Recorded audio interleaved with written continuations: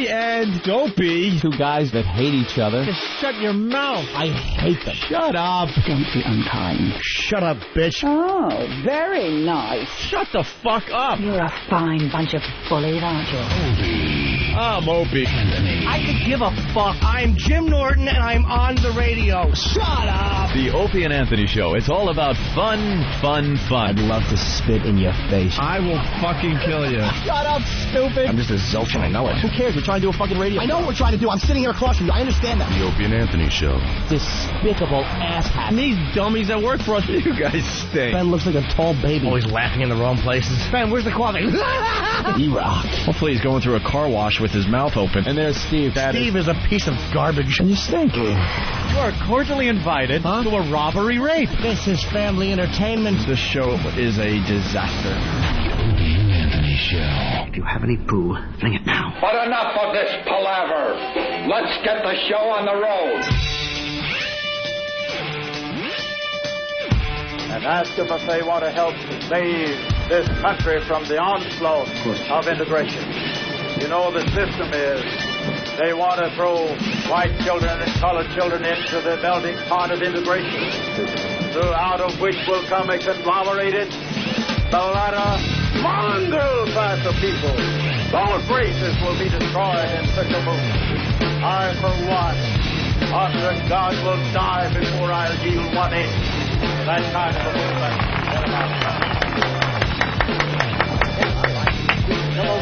Hey, what happened to mine? Hell, all right.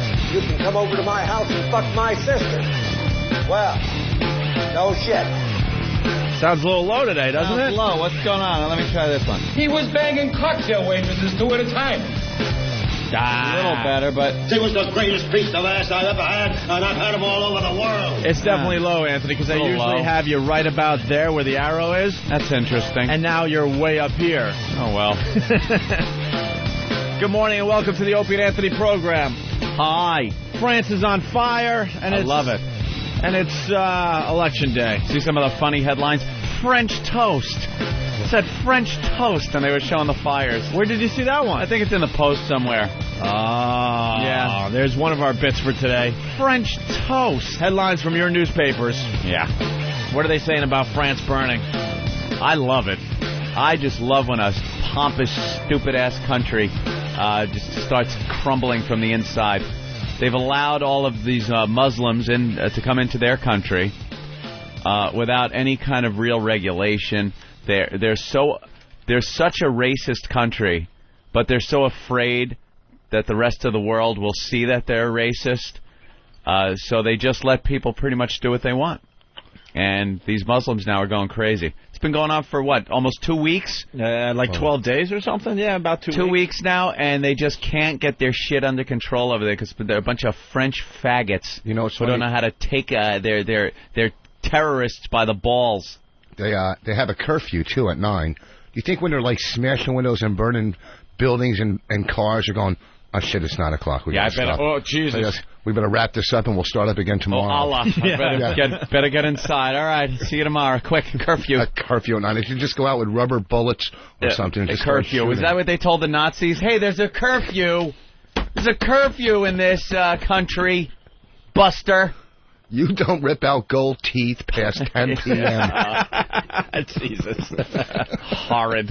And then there was a little confusion because I said, is today election day? Are we going to figure out this Corzine Forrester thing today finally? Tonight. By the way, we don't really care who is the governor of New Jersey. Quite frankly, I don't know which guy does. Yeah. I've seen the debates, I've seen the commercials, but I don't know anything about either candidate. No. And I don't think they want you to know anything about either candidate. No, they just they've been bashing each other now since the battle started between the two. It's just been them bashing each other on a personal level, and then the last day, for like 1 day, they've started to come out and say what they're for. Yeah. What their platform is, but I don't think anyone really cares. Looks like Corzine's going to win. Forrester's kind of behind. He's fading, right? But he's within reach, unlike Ferrer running for mayor here in New York against Bloomberg. there's like a 35-point swing or something. Bloomberg's actually been going around telling people to vote because he's afraid everyone's just going to go, it's such a blowout, I don't even have to go down there and vote Can you today. imagine? So he's been out there scared shitless going, no, people, please, don't take this for granted, get out there and vote. All the people supporting him are looking at the paper going, it's going to be a blowout. Let's go to the movies instead. Your new mayor. No. Who would have thought that a Jew would be running against a Puerto Rican ever in this country for anything? Only in New York, though. But if he wins the Puerto Rican, like Gracie Mansion is going to be all boarded up and graffiti on and stuff. There's going to be like the 300 people living in it. A little fact about that: the mayor doesn't live there in Gracie Mansion for either the first time or one of the first times ever. What, Bloomberg doesn't live there, right? No, step down for him. Yeah, it's the mayor's residence, and he opted out on it. Said, "Fuck no, man, my place is much better than that piece of shit." Mm-hmm. Remember when Sharpton ran for president? The only way he was making it on the White House lawn was with a lantern in his hand. I need rim shots for you today, Voss. That was a good one. I'm starting off strong. Rim shot Voss today. Yeah, we're going to call you Rim Shot Voss. Who do you think will be a president first? A Jew, a black man, or a lady? Of the United States? Yeah. It's got to be a lady, right? Let me see. I think more so than the American public having to vote for the three choices you gave. I think it's more that who will be put up there by the politicians first.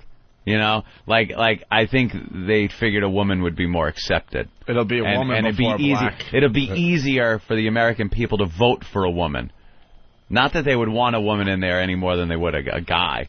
I think this country at this point kind of just wants to stick to leaving the guys in there. Yeah. I don't think we want a woman at such a high place of power right now. It's just the way it is. It's worked out well so far. I can't tell you why or anything. It's because it worked out well. People don't like changing rocking the apple cart. No, you don't want to do that. No, yet. Shake shit up too much.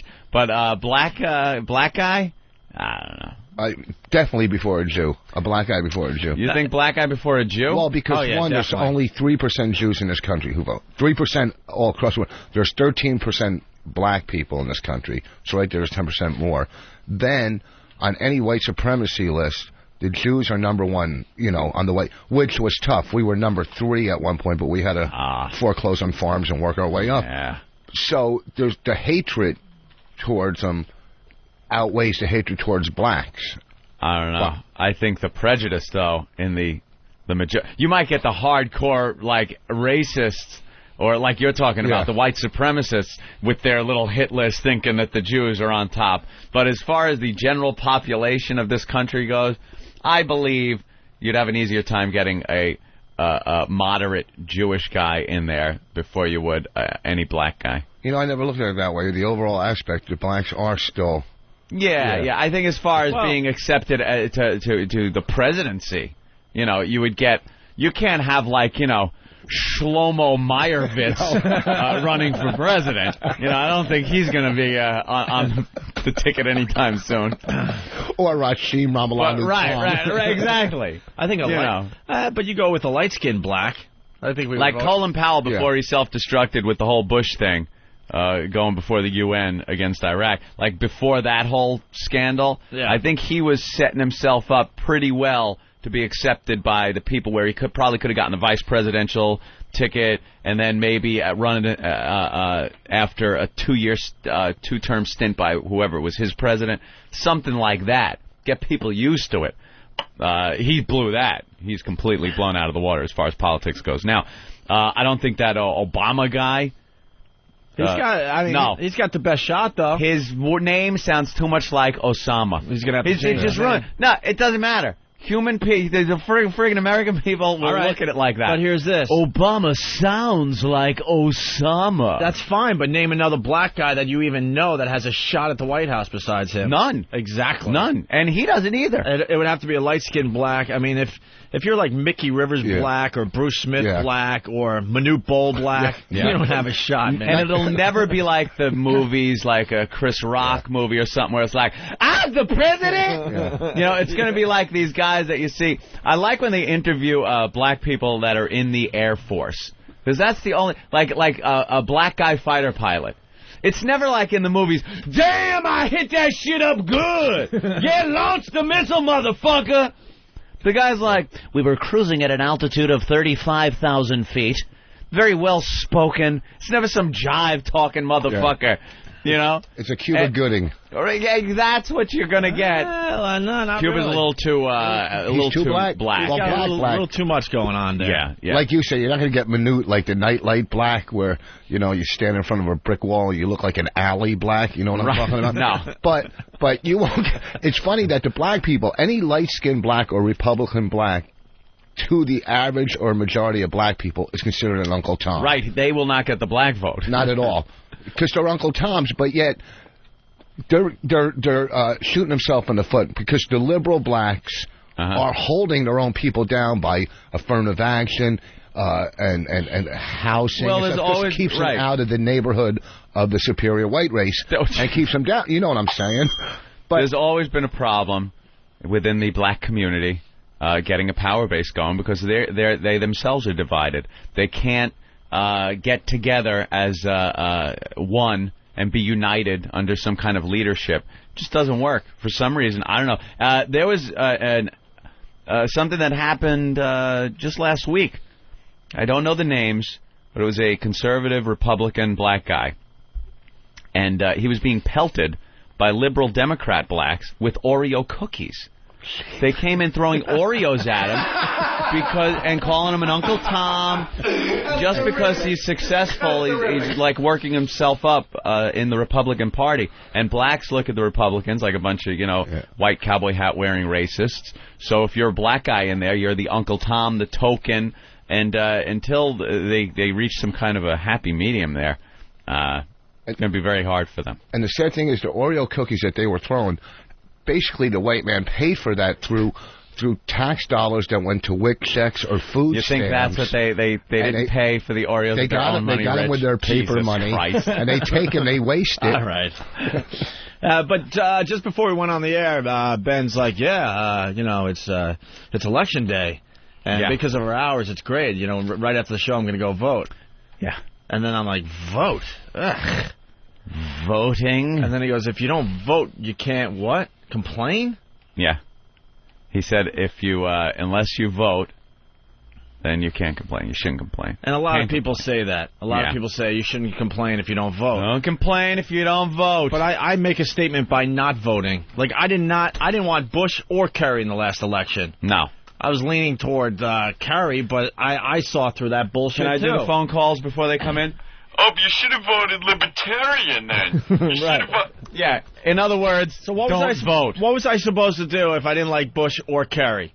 We'll take the main election there. Vote Libertarian. You should have voted for the Green Party. You should have voted. In other words, throw the vote away. Shut up. Unless you're voting Democrat or Republican, you're throwing your vote away. Sorry, just the way it is. And, if you don't want either one, what are you supposed to do? No vote? You vote in your no vote? That's what I do. That's my protest. I don't vote. Don't vote. When I don't like the candidates. Because it does make a statement when they say only such and such percentage of the people even voted this election. It kind of lets the people know that, hey, even though you won, Pally, really people don't like you. Yeah, we're not that happy. A lot of the people of this country really don't like you. How about we're voting for mayor today, right? Yeah. Nah, I don't care. You live in the city, though. How can you not care? Things haven't changed that much since Giuliani, so what has Bloomberg really done? Actually, Bloomberg's done a lot. Bloomberg has really done a lot. Bloomberg what has he done for me, Anthony? He has made an extension of what Giuliani did. He kind of took up the reins and kept things going as far as quality of life goes in the city. A lot of quality of life things.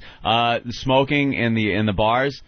Horrible. I was completely against that at first. Even as a non-smoker, I was against that. I don't like people's, right or whatever being stepped on. But when you go home, and maybe not you because you still smoke, when you go home and get undressed and the pile of clothes you put on the floor doesn't smell like a fucking campfire in the morning. That's great. When you pack your luggage and then come back home and open it up and it's not just an ashtray. That's great news for me because I could rewear my clothes. Yeah, but see, the thing, free business and capitalism, it just infringes on that free business. You open a bar all right, and you're depending on those customers, and all of a sudden the government comes in and says, hey, they can't do this in your bar, which goes hand in hand, smoking and drinking. I completely agree with Rich Voss, and I hate smokers. You know, I mean, absolutely. That's like, you know, it's like rent control too. It's bullshit. If you're a landlord or a homeowner, it's free business trade. I can't believe I'm this fucking smart. And, don't worry, you'll fuck it up soon. Yeah, believe me. We're waiting for you to fall off the cliff. So you know, you got to put you're just putting yourself as the common non-smoker or smoker, but you got to go and look at these guys that are investing all this cash. Kind of, there you go, the XM MiFi on Fox 5. Get that story for us, all right? Delphi XM MiFi. Very good. Tech gadgets. Doing a little tech talk. No, I agree with the smoking in the restaurants and the bars, by the way. Completely agree. I can't believe you could tell a bar owner or a restaurant owner, you know, that people aren't allowed to smoke. Something that is legal in our society. Let me tell you something. I know it's legal, but it just is harmful. It is very harmful. Well, then it's working in an environment. Then ban smoking altogether. Make it an illegal substance. Well, if it's a legal substance and you own a restaurant or a bar, it should be up to you. But your workers then decide, well, do I want to work in this environment? No, I don't want to work in this environment. So then you find another job that's in a smoke-free environment. The alcohol is not a dangerous substance that they're serving. And if I go in the old days, if a bar was too smoky, I'm out of there, and I would find a place that might not be as smoky. Sometimes you couldn't be out of there. Working in our business, we did a lot of bar gigs. Very hard. The 12 places in Manhattan that you can still legally smoke do a killer business. You can't even get into them on the weekends. Yeah. The places that you can legally How about this? smoke. How about they took the smoking thing here in New York a step further, and these cigar bars are closing down. Cigar bars are places where people go out of their way to smoke their cigars. And the employees know what kind of atmosphere they're working in. It's not like a restaurant where they're serving food and you're like, hey, I don't want smoke. But how does that make sense? The cigarette thing, well, I understand we can debate this for hours, but they were closing down the cigar bars. Well, and to go back to that, though, a lot of those cigar bars do serve food still, and you can smoke. I know of several of them that you can, which is even, you know. But there was one we used to go to, not that we smoked cigars, but we would stop there once in a while on 56, and all of a sudden they're like, we gotta close down because we're not allowed to let people smoke cigars in here anymore, even though the place opened up as a place to smoke cigars. It's the biggest scam. The government, you know, they sue the tobacco companies for billions of dollars. They do all this bullshit, yet they'll fund the farmers to grow the tobacco. They'll make the tax money off the cigarettes, and then the government aren't the ones that are suing tobacco companies. Oh yeah, local governments sue tobacco companies all the time for health care. It's usually the people that are my grandpa died after smoking, and now I'm going to sue fucking the government. R.J. Reynolds loves the tobacco industry. Are you? Yeah, that's why they will never outlaw. They absolutely love the tobacco industry. Yeah, but states have sued. You know how much money they get from the tobacco industry? It's all a scam. It's like you can't smoke. It's like say in OTB you can't hold one of your nostrils and shoot out the other one, or spit. I mean, there's certain things you do in these places. And smoking, we go on the road, and the clubs that you could smoke in are always more crowded than the ones you can't smoke in. They'll have a non-smoking show full of fucking jerk-offs. That's one issue. I just simplify the argument. It amazes me that it's a legal substance, and you're telling restaurant and bar owners that you're not allowed to have that in your establishment. That just amazes me. If smoking's that bad, then try to make it illegal. Restaurants, though, the restaurant side of it you can understand a little bit more. Restaurants, but not in America, because restaurants are packed. Yeah, but not in America. Like in America, I have the choice. I will either go to a restaurant that has a lot of smoking, or I will personally, and have done this in the past, find a restaurant that's not smoking, or has a non-smoking area or an outside area where I don't have to deal with it. Yeah, but when they first did the law, how they had it was with the you could have a smoking section in a restaurant, but it had to be, was great. It was a glass death booth. Yeah, it's like you see them at the airports every so often. All the smokers in the death room. It wasn't even that. They had the smoking sections in the restaurant, and some comedian said that's like having a peeing section in a pool. Like, what does that really do? And I know, because you'd be at one table that's in the non-smoking section, and then it's right next to the smoking section. Right. So you're sitting next to a table of smokers. Wait, there's not a peeing section in the pool? Oozing over at you. It's everywhere. I laugh at the people that, you're in a pool, and all of a sudden they jump out of the pool and they're running into the house. I'm like, where are you going? Oh, I have to take a leak. How were you raised? How about that dye that if you pee in a pool, it turns like a bright blue? I think that's an urban legend, by the way. But every time I take a leak in a pool, that goes through my head. I think it turns the water orange or blue. It can't turn it blue, Rich. Jesus. It's or whatever. I think it was orange. It's too much government. It's them saying you can't do this. Here we go. No, it's just they're telling. Go ahead, Rich. They're telling you what you can eat, can't eat. You know, we're not fucking idiots. What are you talking about? Who says what we can eat? How many things? What aren't you allowed to eat? Tobacco? No, I'm not saying what you can. What aren't you allowed to eat? No, they're putting regulations on all kinds of. In these places, you have to have a. Oh my God, I love this. Go ahead. You have to have charts on the calories and fat intake, this and that, and but they're making places. That's just there to educate the people. They're not saying don't eat your Big Mac or your Whopper or whatever. Okay, you're allowed to eat whatever the fuck you want. All right, pretty soon. In Voss's America. Pretty soon, they'll have restrictions on certain, like McDonald's won't be allowed to sell this type of food with that much fat in it. And you get your info from where? It's a theory. It's, I just see it coming. You see it coming. Watch, you'll see. Yeah. There was maybe children first. Maybe they'll start out like you can't sell a Whopper to a kid under like 18. Well, that's child abuse for kids anyhow. If a kid is 300 or 400 pounds and the parent keeps pushing Big Macs into this kid's face. They wouldn't do it with alcohol or drugs, but they do it with food just because they're lazy or they're fucking pigs. And that's child abuse, in my opinion. Yeah, a bunch of fat kids running around. Yeah, and it's the parent's fault. It's the kid doesn't. I don't know. All right. Look, trying to bring it back around to the election here in New York City Anthony. And the voting, and you shouldn't have any say. And I disagree, by the way. You guys said that Bloomberg did a lot. I don't think one man does a lot anymore. There was a time, when I was talking politics with my dad and stuff, it seemed like one guy used to do a lot in this country. And I don't think that has been the case for many, many years. You're right as far as the president goes. A lot of governors, a lot of states, governors and stuff. There's one place where one guy does have a lot of responsibility and power is the mayor of New York City. It's different than being the mayor of any other city in the country. The mayor of a lot of other cities are more figurehead than they are real mayor. And they have a lot of other people that are kind of have the power base. The system's in place? And he's kind of like the figurehead and just keeps it going? No, the mayor in New York wields a lot of power, man. It really does. And it's not the system, though. It's him personally. No, if you notice, each individual mayor really has put his fingerprint on New York City. And you could definitely tell what's gone on during his reign. Yeah. Yeah. All right. Well, I'm not going to vote today. No, huh? No. Who are you voting for today, Ben? Bloomberg. And why? He's been a good mayor. Exactly what Anthony says. He's running like a business. You haven't liked Bloomberg from the start. Back when we were at NEW, I remember we got in an argument about this. That's another thing. You take it for granted that we would have come right back after 9/11, business-wise, shit like that. To get a businessman in there running things, you didn't notice that aside from right after 9/11, when New York was really hurting financially, that we came back from it. Yeah. Now if there was a shitty mayor in there, you may have noticed and gone, oh, holy shit, this guy stinks. He couldn't get us back. Well, what makes a shitty mayor? Dinkins. Look at Dinkins. But the economy was also horrendous back then because of Dinkins. I don't know about that. I wasn't a fan of Dinkins myself, but it seems like the economy also has something to do with whether it does. And look who a government official does well or not. Look who changed that, Giuliani. Giuliani brought a lot of business into New York City. A lot of people weren't doing business with New York when actually he came up with some great ideas. The washroom attendant, as Bob Grant used to call him. If they were his ideas, like Giuliani, got Times Square in shape. Yeah. Well, he had Bill Bratton. He had a great police commissioner. Well, he had a great police commissioner. He was a prosecutor. He, was a very anti-crime.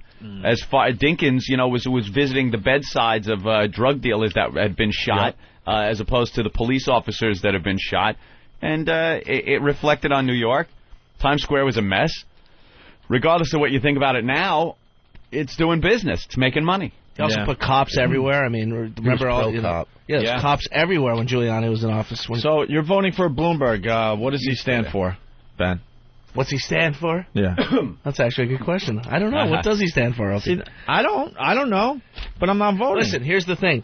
That's what I find really funny when you ask people about... Bloomberg has a good point, though, today about worrying about people voting and stuff. And then what if a bunch of people like you just said, oh, fuck it, he's going to get back in, and Ferrer gets in. I mean, this guy... Yeah. I mean... He's just a jackass. Yeah, you don't want him in there. But the reality is, it's going to be Bloomberg. Even if half the voters that usually vote stay home, he's still going to win. Yeah, he's not even close. He's going to win. I wouldn't worry about it. It's not even close. I will bet you whatever you want to bet. It ain't happening. And then there's a whole... I haven't even read... I got a stack of stuff to go home. There's like a ton of referendums on the ballot. You got to vote for those? I don't know. I mean, I got to read... No, Nathaniel was talking about one, the 2nd Avenue subway. I still got to go through all the papers. What I find interesting every election is when you talk to people and say, why are you voting for Bush? Why are you voting for Kerry? Why are you voting for Bloomberg? Whatever. Yeah. The reasons are just amaze me. They're the most simplistic reasons ever. Yeah, well, that's kind of what they put across in a lot of the ads. They want it to be simple. If it comes right down to it, most people, me included, I don't know what the candidates stand for in general. And I think that's most voters. And then there's people listening right now going, oh, you're full of shit. I know exactly what these guys stand for. But I think in general, it's a very basic thing. Bloomberg's been pretty straightforward with what he wants to do, and it's tough on crime, bring business to New York, and... protect New York against terrorism. That's been his platform right there. And his record, he stands on his record. Ferrer, couldn't tell you. I have no idea what the fuck that guy won, but I know it's wacky. Yeah. When I see him uptown marching and people behind him speaking in strange tongues, I don't want him running things. George the Geek from Jersey, hate to say it, but Rich is in fact correct, sir. The states have sued the tobacco industry and won. The effect is the... truth commercials, they are paid for and produced by the tobacco industry as part of their settlement. How about that? If that's true, I don't know. Speaking of Election Day, we were on top of this whole governor's race, the New Jersey governor's race, from the get-go. Very early on, you could tell these two hated each other, and it just got filthy. And it got so dirty between these two. And I know this is a national show, but I think everyone could relate to this. You got your local politicians, and they get these ads on TV just trashing the other guy.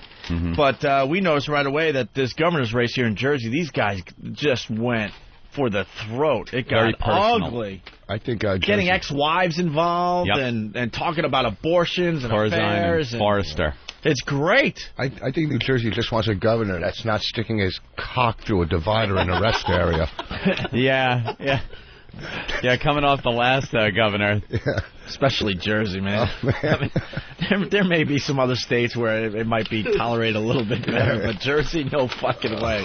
He just goes out partying now, is what I'm hearing. He's always seen in Chelsea with some blonde guy. Really? He's on page 6 all the time. McGreevy. Yeah, McGreevy. He turns up partying with the other gay guys all the time now. Well, we got the Corzine Forrester ads. They made Good Morning America, so this is a national story that we were on very early, but now everyone else is jumping on.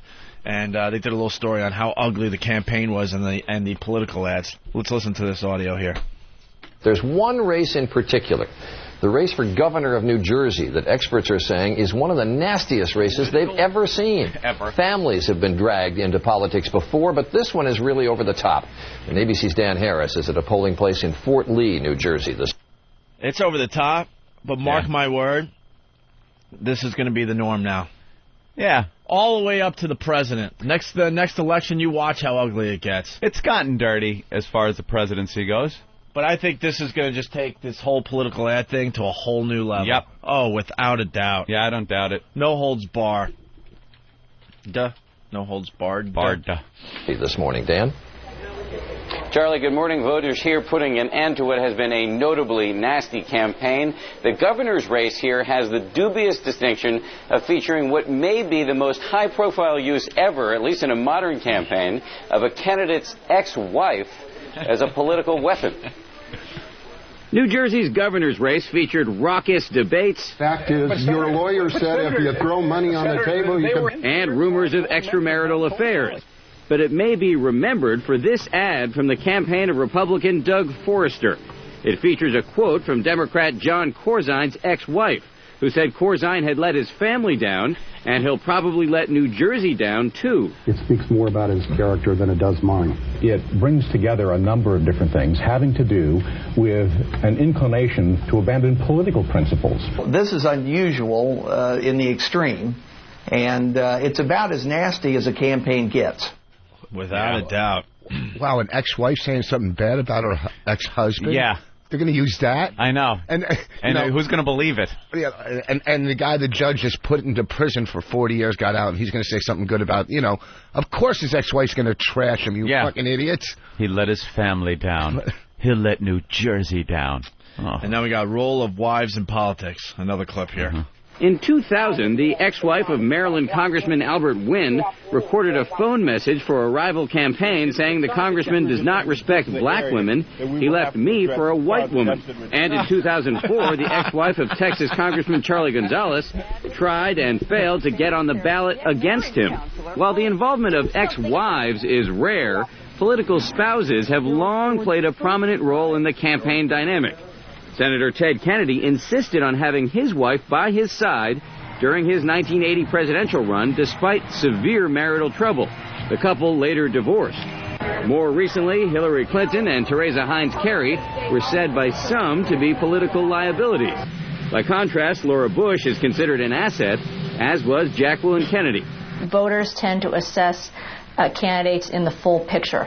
In other words, it's not just their stance on the issues, but it's the full package.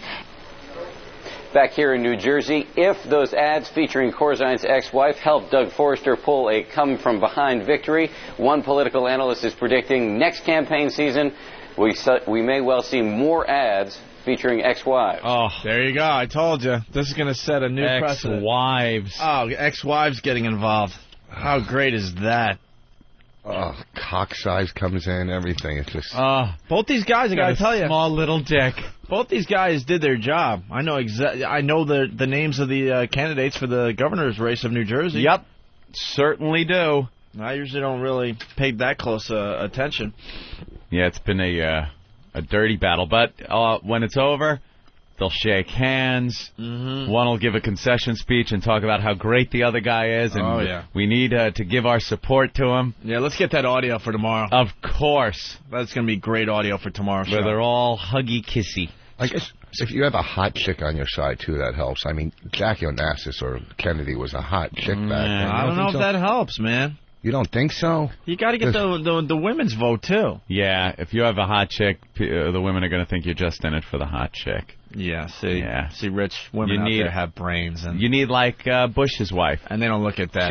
She's the perfect wife. She's not, like, dog ugly. She's like librarian hot. Librarian, motherly kind of thing. That's what you need. Do you think she was hot back in the high school or college? Yeah. She looked good. I bet she looked good back in those days. She didn't look bad.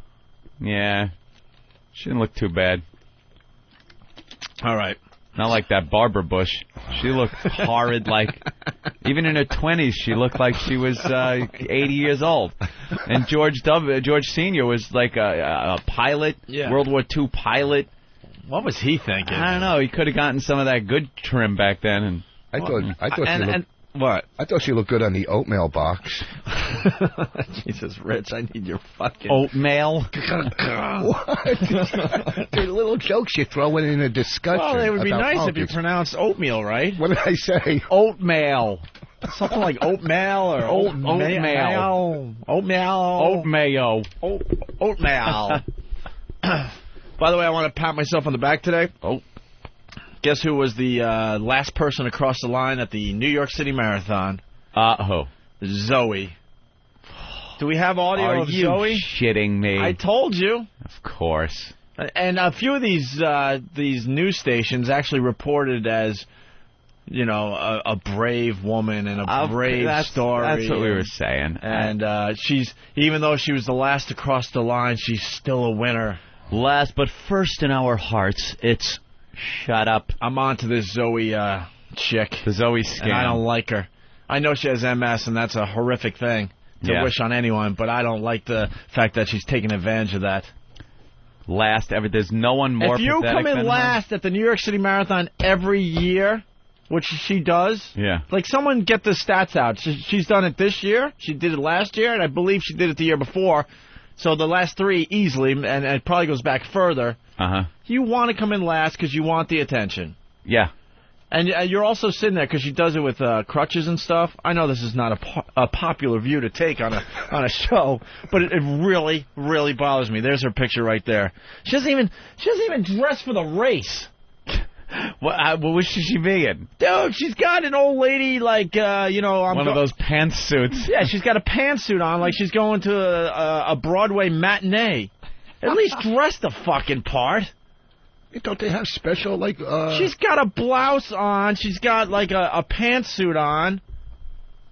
And she's purposely trying to come in last every year. That means she sees other people that she's actually better than, that she slows down and lets pass her. So she gets all the media attention at the end of the race. Where's the story? She finished yesterday around 11 o'clock noon, somewhere around there. I think. No, I think 8 in the morning. Sorry, 8 in the morning. So almost 24 hours later. How do you spell her stupid name? Zoe Koplowitz. How do you spell her stupid first I got name? it. Oh, Zoe is Z-O-E. Oh. Zoe Koplowitz. Koplowitz, Koplowitz. Does she have like a Nike swoosh on her crutches?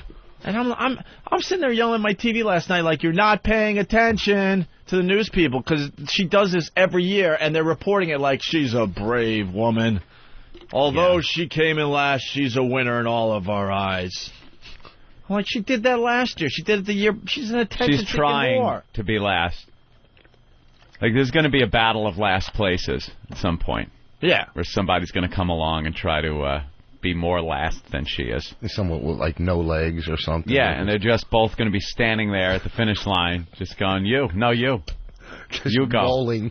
Yeah, getting their peeps to, like, push the other person over the line. Push them. Someone's kicking your body. Grab Zoe and bodily throw her over the line so you can be last. You know, South Park or Family Guy, those cartoons have it in them. They should do a piece. Definitely. I'm going to write them personally. They should do a piece where they do a whole thing about a marathon and the last place finish, and it's all these runners, if you want to call them runners, participants that have all these horrific things wrong with them, and they're battling it out to be the last one to cross the line so they get the media attention. It's like the stand-up comedy. Like, you always get, like, somebody with MS or something, and it's so hard to sit in the audience and just watch this person drooling and stuttering through, you know. Well, the MS comic. We talked to him on the air at WNEW. You know, it's funny and how politically correct. Like, he did a college showcase, the MS comic, and he killed at the showcase. You know, all the kids loved him.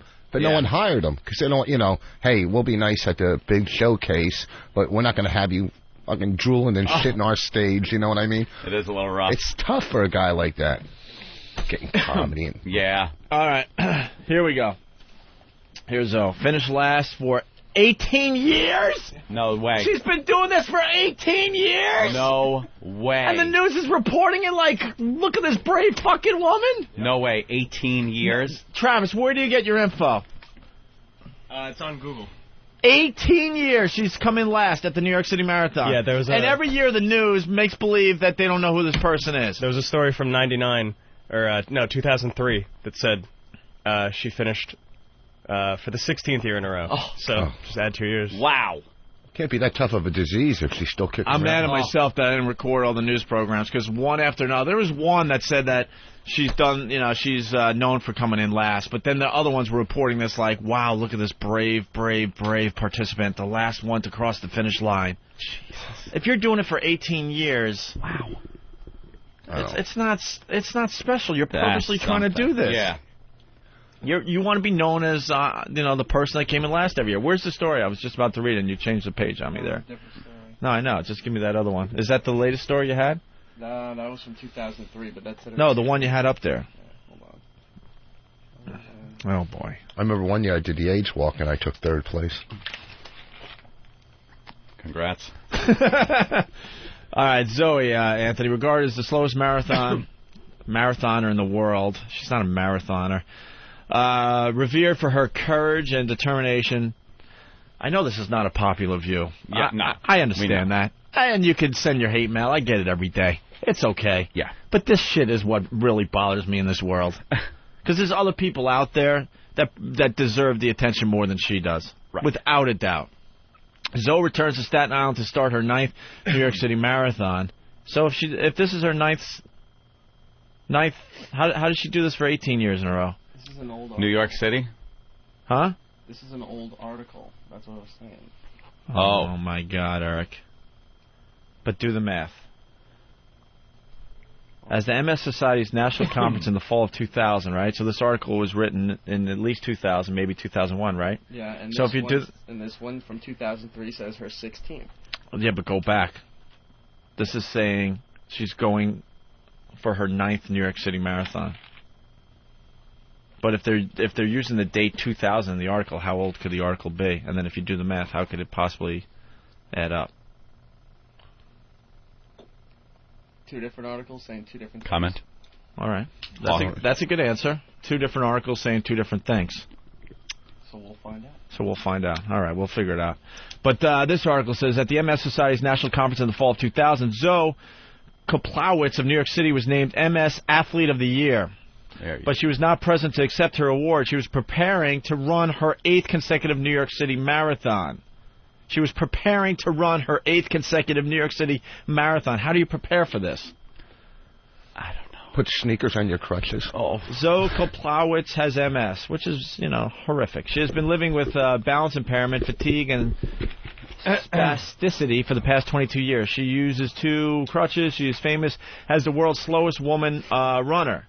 She's not a runner. She's a walker. It takes her more than 24 grueling hours to complete the 26.2-mile race. Why she does it is as much of a story as how she manages. 14 years elapsed between her diagnosis and her first attempt at the main event in long-distance running. MS had not defeated her in those years. She continued to be independent and self-supporting. In fact, she founded her own business, Smart Moves Trucking.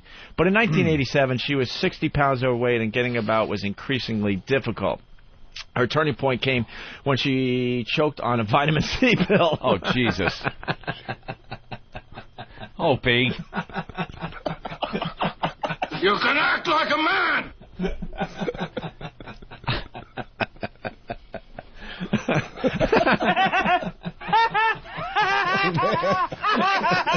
That's horrid.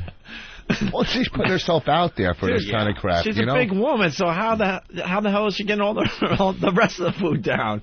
Her business partner saved her life using the Heimlich maneuver, but her outrage that an innocent pill might have killed her fueled a crucial re-examination of her life. Oh, and then I just, where is it? Oh, boy. We just lost it. Oh, here's the latest one? Well, that's where I got mine. All right, now Travis is giving me the 2003 article. Travis? All right, let me continue with this. I wanted back what I had surrendered to this disease, she told Mike, who featured her story in his book, Courage, The True Stories of American Sports Heroes. She's a courageous woman, but she's not a sports hero. I decided I needed to do the most outrageous thing that I could imagine, she said. World-class runners from all over the globe come to New York for the marathon, but most of the 26,000 runners are crazy New Yorkers who delight in this special test of strength and determination. Zoe Koplowitz wanted to be one of them. She found expert coaching and friendly support at the Achilles Track Club, a remarkable organization for runners with disabilities. I didn't set out to be famous, Zoe said. At the beginning, it was about my own discipline, showing up for the training every day. When she completed her first marathon, she and her lone Achilles Track Club companion crossed a deserted finish line. But her achievement was noted in a small news item which caught the eye of the MS Society. The very first MS Walk was then being organized, and Zoe agreed as official walk ambassador. Every year since, she has been a linchpin of the MS Walk, which is a very cool thing, obviously, in the spring, and an increasingly famous participant in the New York City Marathon in the fall. Zoe said recently, over the years, I've become a symbol of endurance for people. I get letters all year long. I carry them with me when I run. What I do is a metaphor for life, just like the marathon itself. It means you can get somewhere by putting one foot after another. There you go. She's a very courageous woman today, everybody. Mm-hmm. And because that story was on a blue background, I'm now blind. Thank you. Yes. Thank you to that website. She didn't carry all those notes weighing her down. She might have came in at like 23 hours. Oh. Carries the notes with her. The letters. Letters and notes. All right. Well, congratulations to Zoe. She did it again. I don't know how she did it. Courage, I guess. Courage. We're looking behind her and going, oh, that guy is worse than me. I better slow down. Slow up a little. I better sit down for a while and let that guy pass. Right. And that's where I think it's not that fair, really, if you think about it. Really. You have to know you're in last place. Shouldn't it just happen? Yeah. Like all of a sudden you're like, oh my God, I'm last? Last again? All right, we should take our first break, Anthony. Right. We got lots more to do today on the old program. Rich Voss sitting in today. What are you promoting, Rich? Nothing. Nothing? I don't know. What do you want? San Francisco next week? I don't know. We're a national show. If you're going to be in San Francisco, yeah, the Punchline next week in San Francisco. All right, very good. Nice club. Oh, it's great. I've been there a couple times. I like the job they do over there. I like San Francisco's a cool town. It's a very interesting city. Yeah. Yes. Okay. Yeah, but Right? You don't see that. It's all in a section. You don't see it. You don't see it. I'm telling you. When I went to San Francisco for the first time, I was like, what?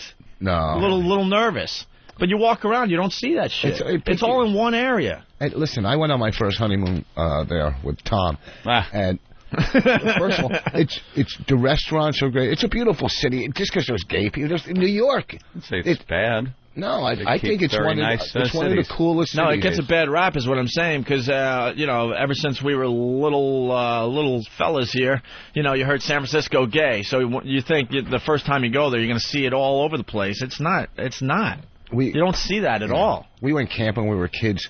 We didn't know to Cape Cod, and we went to Provincetown. We didn't know. That is gay. Let me tell you, you go fishing there, all you can get is like blowfish. I mean, it's gay. What? Definitely needs the rim shot. No, but I'm telling you, we didn't know. You just did a blowfish joke? It came out, but I got some... What? I can't help it. It's a good reference. It's at a fucking gay town, you're fishing, and it's fucking blowfish. What do you want? Fish. Because it's gay. Very good. Can we try to interview Zoe on her remarkable... she does Got Milk ads and everything. Look at that. Oh, my God. She's doing Got Milk ads. Wow. See, she found endorsements. I give her a little respect. She found a little niche for herself. She goes, hey, I could make a name for myself coming in last every year. But the point I'm making, because I'm going to get killed after the show today, she's purposely doing this. Yeah. So why is that an accomplishment if she's going out of her way to make sure she's in last? She's not coming in last because she's the worst participant in the marathon. Well, but now I respect her because she's doing ads and she's capitalizing, trying to make money. Yeah. And how else? So this way, it's a scam, but at least she's making some cash. If she's making money off of it, then if she's just doing it to be last and get the... Who gives a shit, But if she's going to make cash off it, right? All right. Well, when we get back, we got to talk about the fake fireman. They're still trying to find him. Trying to find him still? And those fine cheerleaders in, North Carolina? Carolina Panthers, yeah. We'll talk about that and the latest on that as well. So get us out of here for a little while, Derek. Anthony Famous. Get infected. We got the Hanson brothers coming in today? No, the Hanson brothers are the hockey players. Hanson triplets. This is Hanson. Yeah. Band. We're talking about the bop guys. Which I'm sure they love being referred to as. All right, look, there's three of them, there's three of us. I got dibs on Taylor. You guys fight over Zach and Isaac. Holy crap, what are we going to talk to these guys about? Didn't Jay Moore want to have sex with little Zach? Yeah. He used to talk about... Was it Zach? The drummer. Yeah, little drummer. No one ever wanted Isaac. Actually, Isaac, as I recall on the show a couple of times, somebody may have called him the Frankenhansen. Oh, I might have to remind Isaac as the who that person older was when he comes in here.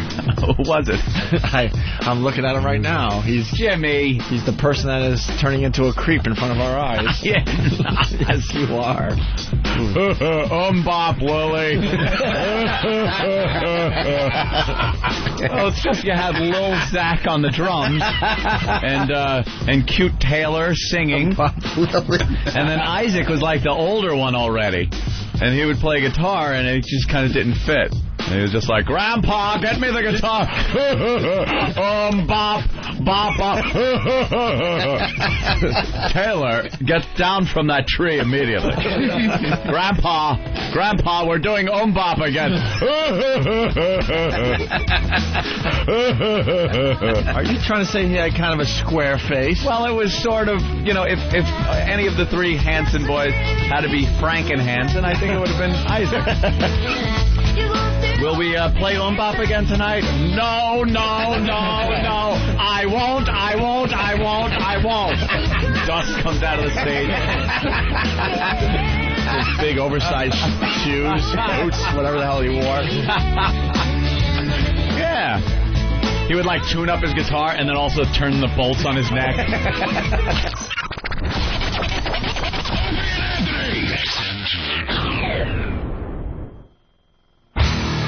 Just about ready for this. Everybody rock!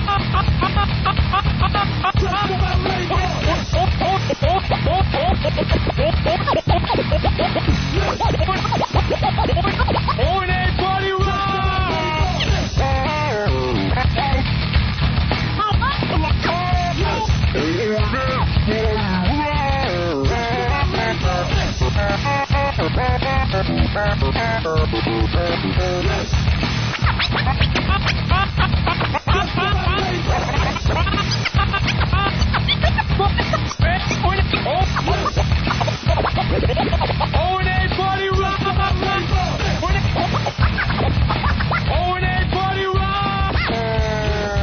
How cool is that? Drew Boogie. It's the Opie and Anthony Show. Thanks, Drew. Gotta love the Drewster. Does a few remixes for the radio program. Let's say hi to Paul on Long Island. He has MS. Ow. Paul, what's up, buddy? Yeah, I have MS for 14 years. How many years? 14. Sorry to hear that. No, it's no problem. I still lift weights. I go to the gym 3 times a week, and most people with it are like me. It's a relaxing, remitting form where you get a little flare up and it goes away. So this fucking Zoe, she's the worst of the worst. So I just want to say, just fucking most people like me where you don't even know you have it. Huh. How about that? But you know what the fuck the thing is? It just comes out of nowhere. Fucking boom. You get dizzy spells. Man, you're, I don't know. Maybe your throat has MS or you got a bad phone. I don't know. Yeah. Something's going on with the phone. Maybe get a better connection and give us a call back. All right, Paul? All right. Your phone really stinks. You'll notice that on the replay. All right.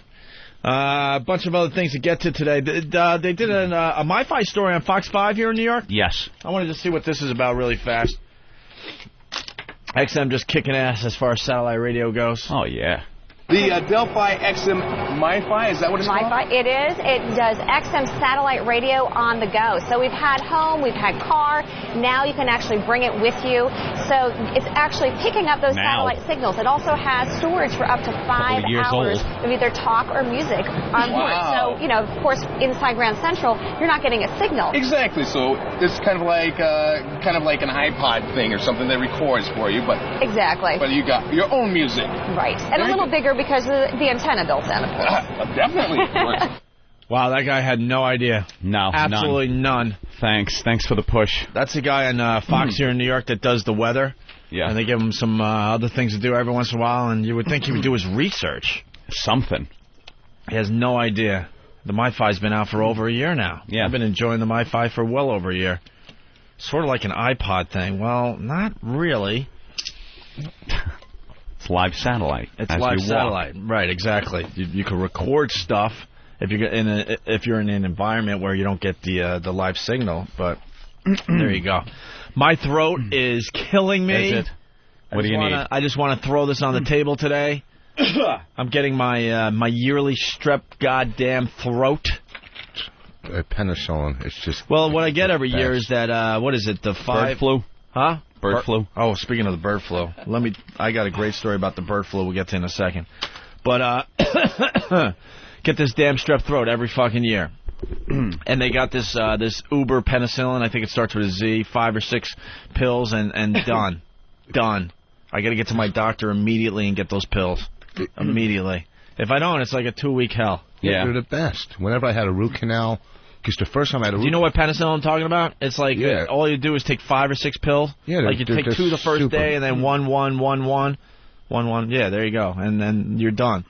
It's the best. I had it once. I had a root canal, and then without the penicillin, it got infected, and my whole face swelled up. Yeah. So, and they had to cut my gut and squeeze the pus out with a plier. I'm not bullshitting. Jeez. I had to do a TV show that day, like Friday Night Video, and my face looked like a fucking grapefruit. Yeah. And I go into the doctor's office, and they're pliers, and they're pressing against where the root canal was, and pus is pouring out. Ugh.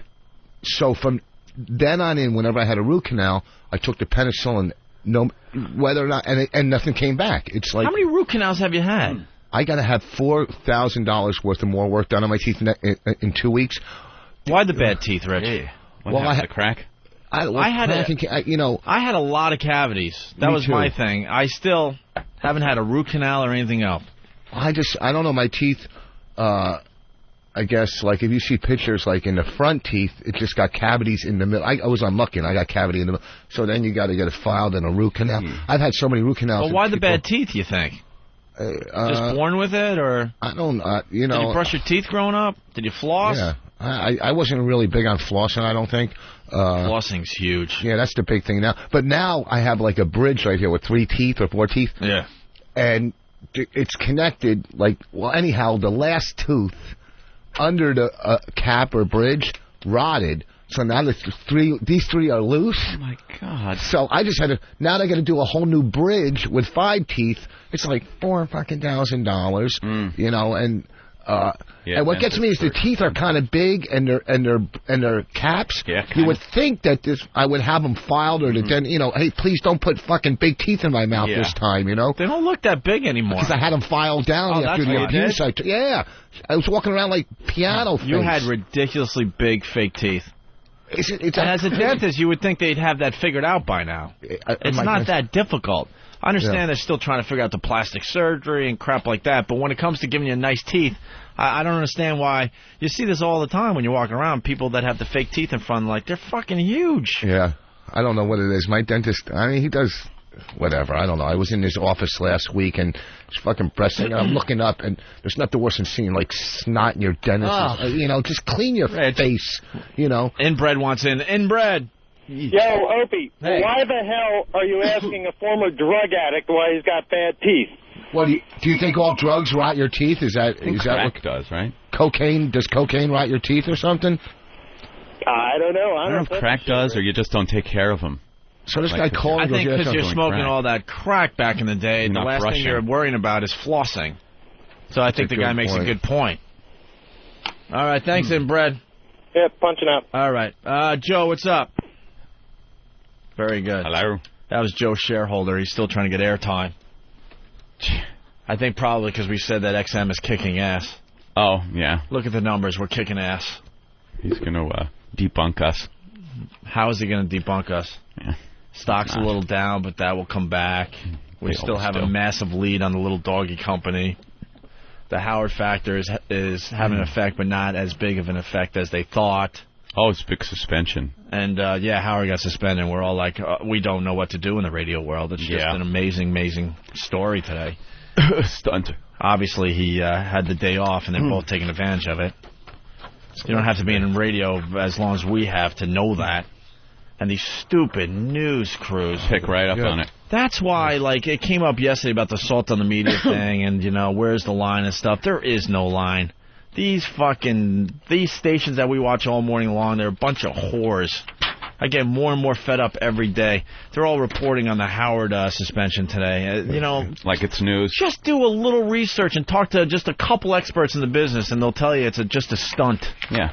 It's just a stunt to get everyone talking. See, we're talking about it. You know, it's brilliant as far as that goes, but it's not a real suspension.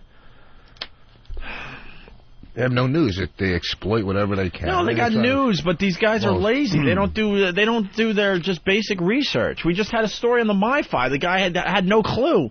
You would think if you're doing a story on the MiFi that the night before maybe you would read up on it a little bit. Do a little research. And just get the basic facts out there. That guy had no clue. He was just winging it.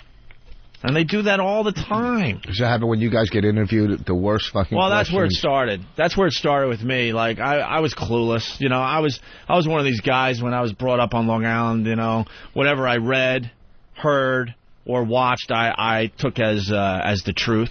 I'll admit that. I'm embarrassed to say that. Yeah. And then over the years, that kind of just eroded. And then when Anthony and I started getting interviewed, and then when we got in trouble, we got in trouble a lot in radio. And the facts that came out that were so wrong, just the basic stuff. Like when we fucked up with the Sex for Sam thing, they reported that we were a morning show. It's like that's like the basic thing. Yeah. Figure out what time they're on. Figure out what time they did this stunt. But, I mean, you're talking CNN, Fox News. They all reported the facts wrong. And they've done that in our careers for so many years that I finally had. And, like, look, it's time to exploit the hell out of them, you know? When we were off the air, Ed and I discussed this on the phone. One of the things we want to do with this new show is to exploit how ridiculous the news is. You know? Speaking of which, I got a great little story about the bird flu. Bird flu is all the rage. Nice. Where's that? Rolling Stone. Holy shit, that's very cool.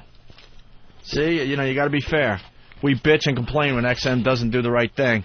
But Ben just walked in with the latest issue of Rolling Stone magazine with Billy Joe from Green Day on the cover. And you open up to page 99. There's a huge Opie and Anthony ad. Laugh Until It Hurts, Opie and Anthony, only on XM radio.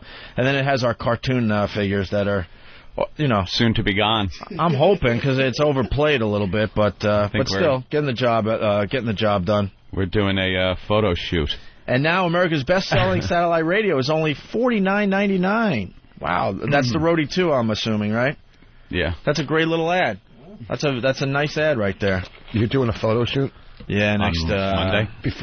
Monday we have to. Oh, shopping Monday. Yeah, they insulted us by saying Monday we go shopping for clothes for you guys.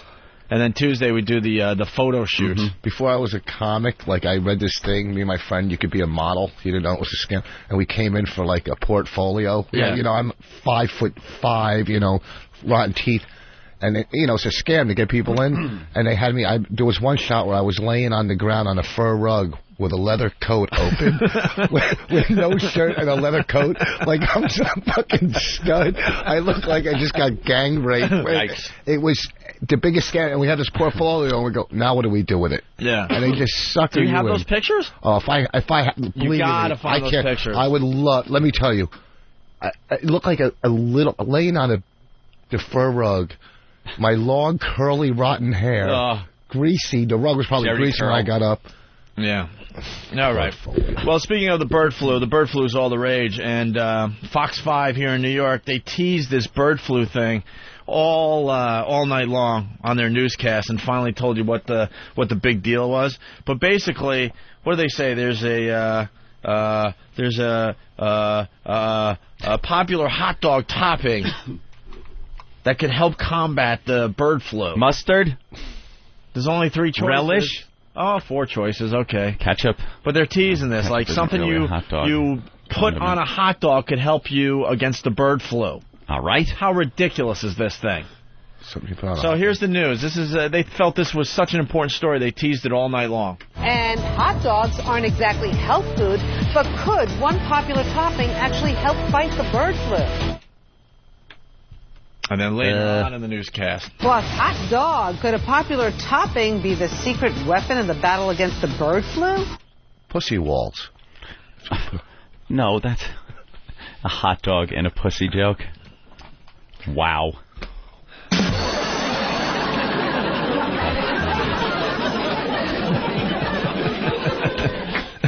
Sauerkraut. Sauerkraut. That's it. But why? Why? Well, you may think that sauerkraut is just good for hot dogs, but it might be good for fighting the flu, maybe even the bird flu. There are reports out of Korea about chickens infected with the avian flu that got better after eating the dish kimchi. It's somewhat similar to sauerkraut. Even Men's Health magazine says sauerkraut is essential to surviving a flu pandemic. Essential? Why is it essential? Let's get a doctor on the phone. No info there at all on why sauerkraut would help against the flu. But they thought it was important to tease it all night long on Fox. Why do all these diseases start in China or Asia? Always. It's always from over. They got to be the sickest. The latest case is in Vietnam, the bird flu. Uh-huh. It still hasn't gone from person to person yet. It's just from birds to people. Right. What I say is this. We made it through the AIDS epidemic. We'll be fine. Don't worry about the bird flu. What do you mean we made it through? It's still going on. Yeah, but it was a big disappointment in the end. To who? When they started talking, I'm being dead serious. When they started talking about about AIDS, they were talking about the end of the world. They're talking about a disease that you get from effing. Yeah. And we survived. But it's still growing, so we didn't... I don't know. We got it under control. Yeah. We kind of got it under control. It's growing in, like, Africa. It's a horrific disease, and yes, in the poorer countries, it's still completely out of control. But we got some we got these AIDS cocktails and stuff, and then look at Magic Johnson. Yeah, he's been going forever, but is there, like... I don't know. I don't read up on that. All I'm saying is if we got through the AIDS thing, because we've been at it, for over 20 years, the AIDS thing, right? And it never became the thing they said it was going to be, where it was going to just wipe out, entire civilizations, basically. Yeah. It's a horrific disease, and a lot of people getting it and suffering from it, but it wasn't the big thing they said it was going to be. Well, especially because, you get it from having sex. Well, also, no, you get it from also drug. Well, yeah, exactly. But, if they say it's blood, right, you got it. And they say, like, these doctors get pricked or something and they get it or what. But then can't you get it from tattoos? Yeah. How about this? There was a time they thought the mosquitoes were helping out the AIDS thing. They said, they were transporting the AIDS virus from human to human. It all started. All that scared crap that we had to deal with. And now we got the bird thing to worry about. And that's all I eat is chicken and turkey. I don't really. Red. Well, I think if you eat it, you're fine. Yeah, I don't think you get it from. I don't think you get it from eating it. I don't think you get it from a cooked chicken. Well, how else would you get it? Not from a cooker. I don't even know how you get it. No idea. Chicken sneezes on you. Fucking a chicken. Fucking. Let's say hi to Matt in Ohio. He's going to tell us how the sauerkraut helps the bird flu. Yes, Matt. Yeah, real quick. It's the malic acid derivative that's in sauerkraut. It disallows the virus from replicating. It actually disrupts the way the T cell binds. Really? Wow. Yeah, well, that's what they say. It's Japanese science, and Japanese science is third world science. So I was going to say, I think a lot of this science stuff is mumbo-jumbo. Well, I'm a college professor, so I deal with it all the time. I have a feeling I'm coming down with just the regular flu right now. Should I run out and eat a pound of sauerkraut, and will I be fine? I'll tell you what, the thing to try is try that Airborne. It's worked for me really well. It's just it's an herbal cocktail, and I know you're into that sort of thing. So well, no, I mean I'll do whatever it takes to get rid of this stupid thing. Anyways, punching out. All right, thank you. They say sauerkraut. What if there's just something stupid that will cure AIDS? They're putting or a disease. Sauerkraut. Something they're putting billions of. You just eat like fluffernutter and mayonnaise or something. And that does it. Something trial and error. Something that's going to be. I'm sure in labs all over America they're trying all sorts of combinations for. They might have, all these diseases. Drug companies make so much fucking money. Have you ever gotten a prescription without insurance? No. It's a lot of money. Well, no, I have insurance. Even with the insurance, you get Tell something. something else we don't know. No, I'm just saying it's just, I'm bringing up some subjects about, health. Damien from his big rig, I guess. Damien the trucker, what's up? Damien. Hey, what's up, man? Hey, I got the answer to why you guys, the sauerkraut actually works. In the process of making it into kraut and kimchi, they use vinegar, but also there's a bacteria that's developed that stays into it, and it attacks the virus. So what are we supposed to do? Well, you can eat, I heard the one guy saying, am I going to eat a pound of sauerkraut? Dude, you can have a real sore stomach and you're going to get the shits. You don't have to eat that much of it. You eat a little bit of sauerkraut, or you eat spicier foods, stuff with vinegar in it, like Italian salad dressing. Just eat better. Get a lot of fluids, eat stuff that's easy for your stomach to break down. Everybody's going to get the flu, but this bird flu they got going around, the virus hasn't even mutated to where humans can carry it, so it's not going to bother us. Well, unfortunately, every 100 years or so, like the planet decides to help itself out. Yeah, shakes off like a wet dog. Yeah, it wants to shake some people off its surface. So I think we're heading toward one of those times again. That guy was too smart to be a truck driver. He did something like 10 years ago where he got, he just ruined his life and he had to become a truck driver because he's too smart to know all that shit. Shane from Rockland. Make money. Good morning, gentlemen. Hey, Shane. All right, the only way that you can possibly contract this bird flu fucking thing is you need mass amounts of bird shit, and it has to dry up, and when it dries up, you have to breathe in the dust like dander from a cat or something. That's the only way to contract it. And what, you breathe in the dried up bird shit? Yeah, that's the only way to get it. Yeah, but what's bird shit used for? Fertilizer? Bird shit isn't actually used for anything. Only livestock shit would be used for fertilizer. Oh, yeah? All right. And by the way, Rich. Oh, here we go. I saw you down in Seaside Heights at that Portobello mushroom fucking place above the Aztec. Oh, that was like a year and a half ago. Yeah, like a year and a half ago, 2 years ago. Yeah. Listen, dude, you were really funny. Once I had 5 shots, and my girlfriend hit me in the head with a brick. Jesus. Oh, I actually got something off that one. Okay, good. No, dude, you were great that night. You killed. Thanks a lot. Yeah, a lot of people like to make fun of Rich's stand-up, but the fact is he does great. His little Vienna sausage fingers. All right, thank you. A bunch of people bringing up some interesting an interesting connection between the bird flu and Rich Voss. Yes, Pete. Hey, Rich, you're doing okay this morning. I know how important it is for you to know that. Thank you. You're doing mediocre. Anyway. Say it again. Wait, mediocre? He said okay, mediocre. Rich. Just shut up. All right, thank you. Let me get on with my point. Except okay. Didn't the trunk of your rolls have, like, the cure for the world then? Oh, yeah, it had the sauerkraut in the rolls. He had a big thing. Yeah. And is that it? I mean, don't you have something to follow that? No, they're just bringing up the fact that they remember you talking about the Rolls Royce that you almost bought and the sauerkraut was in the That was to cover the mildew smell and the bird shit in the back. Yeah. And the bird flu cure right there in your car. God, that Rolls looks so good online. Let's go to Dan in Canada. Hello. Hey, Dan, what's up? Oh, that guy just stole my thunder. I was going to say, you figured out what was wrong with Rich Voss's rolls there. He had the bird flu. That's why it stalled on the test drive. All right. Thank you, Dan. See, that was... All right. KFC orders bird flu plan, Anthony. Concerned that a possible avian flu outbreak might leave Americans too chicken-hearted to eat poultry. Kentucky Fried Chicken is reportedly developing a campaign to assure them it's finger-licking safe. How are they doing that? KFC's parent company, Yum Brands, has been putting together a contingency plan, including consumer education and TV ads, AdAge.com reported yesterday. One poultry marketer, Purdue Farms, has posted information on its website about avian influenza, promising customers we carefully monitor the health of every flock. Are people stopping? They will. And Thanksgiving coming up, you think a lot of people are going to bail on the old turkey? People, you'll see it on the news. People afraid of avian flu not buying turkeys this year. We're going for steaks. What are you going to do? Ham? We're going for really good steaks this year and turkey burgers. Yeah. Just because we want to do something different. Something a little different? Yeah, we were sitting around at my nephew's christening there over the weekend, and we're deciding where to have Thanksgiving this year. And all of a sudden, my brother Quinn goes, hey, I got a good idea. I'll have it at my house, and let's just get steaks.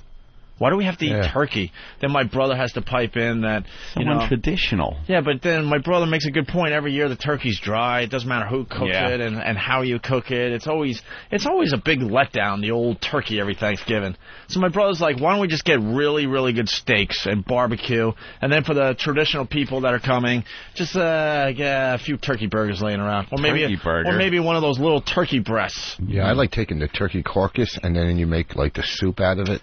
That's Who does that? I do. I make a fucking good turkey soup, man. That's the only thing. You don't do it? You don't take the turkey? Whatever. Too much time. I don't even do you sit that. around with a turkey? Go to like grandma's house. People cook and then I leave. No food. You sit around and with a big pot and let it boil all day? Yeah, you throw some celery and onions and you God. Boring. Well, what else are you going to do? Huh? The day after Thanksgiving, whatever, go to the fucking mall, I don't know. I just like to... Meanwhile, worried officials of third world countries yesterday called for improved access to bird flu vaccines and drugs, even as the World Bank estimated that a pandemic lasting a year could cost up to $800 billion, Anthony. Wow. India, Laos, Cambodia, and other Asian nations, backed by South Africa and other developing countries, are among those seeking help in combating the spread of the virus. World Health Organization Director General Lee Yong-wook said it was only a matter of time before an avian flu virus becomes humanly transmittable. Then no society will be exempt, he said. Close the gates. No more air travel to Asian nations. That's it. Got to draw the line in the sand. I think it's a lot of hype. Yeah? Yeah, I think it's like a great coming attraction, but I think the movie's going to blow. I think the movie's just going to blow. It has great special effects and stuff in the coming attraction, and they spliced it together nice, but I think in the end, it's going to be a big bust. Just like that Y2K thing. That was nothing. That was supposed to take down the entire world, remember? Oh, God, I had like... What did it do? Nothing. It did nothing. Exactly. And we worked in Times Square that night. That was nothing. No one came into New York hardly that night. It just absolutely nothing happened. Well, what did and then all the computer geeks claimed, well, it was because we took care of the situation. Yeah. We got on top of it and we took care of it. Shut up. Nothing was going to happen. Master Poe from EverQuest 2. Yeah. Typical fucking Jew. He has to use the whole fucking turkey. That's... Deep fry that turkey. We tried that one year. It stinks. I hate the deep fried turkey thing. Adam in Tampa, what's up? Good morning, fellas. Good morning. I just want to let you know, if you want to not try turkey, man, deep fry that bitch. Yeah, I've heard of that. It's unbelievable. It comes out juicy. It's great, man. Yeah. Yeah, by the way, I'm a Huntington boy down here in Tampa. You guys should broadcast down here. It's 85 and sunny. Well, no one has gotten back to us. We want to, bail on New York for the month of January and go somewhere warm. And, no one has I'm out. Bye. No one has a plan yet. We're hoping that someone comes up with a plan as far as that goes. Bullman from his big rig as well. Bullman the trucker. What's up? Hey, O&A on the road. 202. 202, buddy. Nice. That's right, man. Out here keeping us busy. Hey, listen, man, my granny's been pumping cabbage juice down my neck since I was a little baby. Ugh. Cabbage juice. I think she might have put it in her nipple or something and give it to us. Some of that home goodness shit.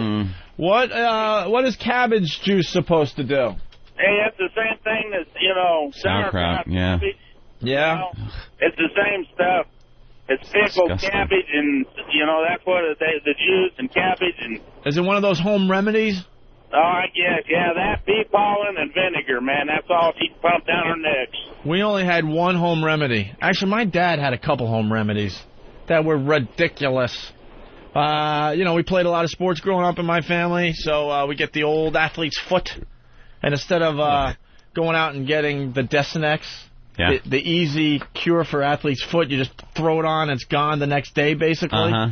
But when you have 7 kids in your family, I guess you can't buy all the... Can't afford the sugar and margarine on your feet? So my dad swore that he would take a bath or a shower, what have you, and then at the end of the bath, take some soap and just kind of, rub the soap in between your toes. And that fixed it? And leave it there. For how long? Which would make it so much worse and so much itchier. But he claims he claims that cured athlete's foot. Why don't you just put some installation in your sneakers? Installation? It's insulation. Oh my God! Insulation. You can't be serious. Wait, I got to keep track. You have to just be goofing. I got to keep track today. Two mess ups on the words. But installation instead of insulation. Insulation. And what was the other one at? The oatmeal one? Yeah, oatmeal. Instead of oatmeal, he said oatmeal. Oatmeal. All right. And if there's any others, please let us know out there in Radio Land. Okay. Athletes, how do you get when you get jock itch? That's the same as athlete's foot, basically. What is that? Fungus. Where does it come from? I don't get the jock itch. Thank God. What's it from? Sweating or something? Yeah, you gotta keep clean down Sweaty there. ball bag. Sweaty ball bag. Keep your sack clean. Well, of course you wash your sack when you're taking a shower. Everybody washes their sack. See, I think if you get jock itch, you're just not really taking the shower seriously. Well, then that's the same as if you get athlete's foot. It's the same thing. Well, the problem with athlete's foot, and a lot of people will agree, we don't really pay attention to our feet in the shower. Every once in a while, you'll lift the one foot up and give it a quick scrub, but you're not really spending time on your feet in the shower, and you don't dry them properly because, quite frankly, it's a pain in the ass. Hence, the fungus is allowed to grow. It's a little moist down there, and you're not cleaning it well to begin with. But if you're not cleaning your business... Okay, and you're getting the jock itch, that you're really lazy in the shower. But you could clean your balls, go to sleep or whatever, or just you're wearing underwear and it's hot and you're sweaty. Wouldn't that cause it? You know what I'm saying? Like if you're laying in bed and you're sweating at night, it doesn't lay in bed for a week. It doesn't mean your balls are dirty if you get. I don't know. Wash. You just got to wash, and you won't get either one. I'm just saying, this shit is itching the hell out of me. You got it? You got jock itch? No, I don't know. It's just right... Oh, no. Right... Not on my balls. Yeah. But between my balls and my leg. Right where it meets? Yeah, where it meets. I know what you're doing. It's what? You're shaving, right? My balls? No, I never shave down there. Relax, dude. The new guys are shaving their balls.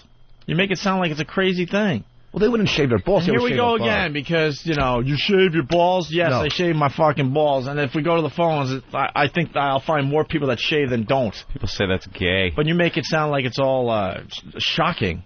Well, no, you wouldn't shave your ball. You'd shave above your balls. The hair patch you're talking about. You don't shave the balls. No, people are shaving their balls. Oh, yeah. The balls? Yeah. The sack? Yeah. How can you can't, you could cut, you can't shave it because it's not smooth. It doesn't really cut. You just keep it, like clean down there. Yeah. Crazy Jim turned me onto that years ago at AAF. Oh. Probably shouldn't add that part. I know, but sounds like, here, let me help you out with that. Let these fuckers think what they want. Straight razor, some cream. Let me cream you up. This Crazy Jim, he was not shy about this stuff, and he said how great it was on our show one day, and I went, that's interesting. I'm going to try this. Guys will say it's gay, but the chicks will dig it. What's the benefit out of it? So it just doesn't... The girls like it for some reason. Even above, do you do the patch above so you're bald, after you get a flipper? Honestly, this is where, kind of... Because everyone has their line. Because I think Norton does this. When you're shaving above the thing, that is, uber gay. But to keep everything nice and then trim down the ball hair or take it off. Do you keep it under control above? Yeah, of course. But he's talking about just completely shaving it. Yeah, I mean, after you get crabs, you got to shave it. One time I lived with this girl, Stacy. When I lived with Stacy, I was going down on her, and I see this little thing crawling. I'm going, this bitch got crabs. And I was living with her, so that means, you never had crabs. Never. Ever. Everybody's had crabs. No, everyone hasn't had crabs. No, Rich. I've never had crabs. You never had crabs or scabies in or the anything? room? Anyone? Crabs? Nope. No. Crabs, anyone?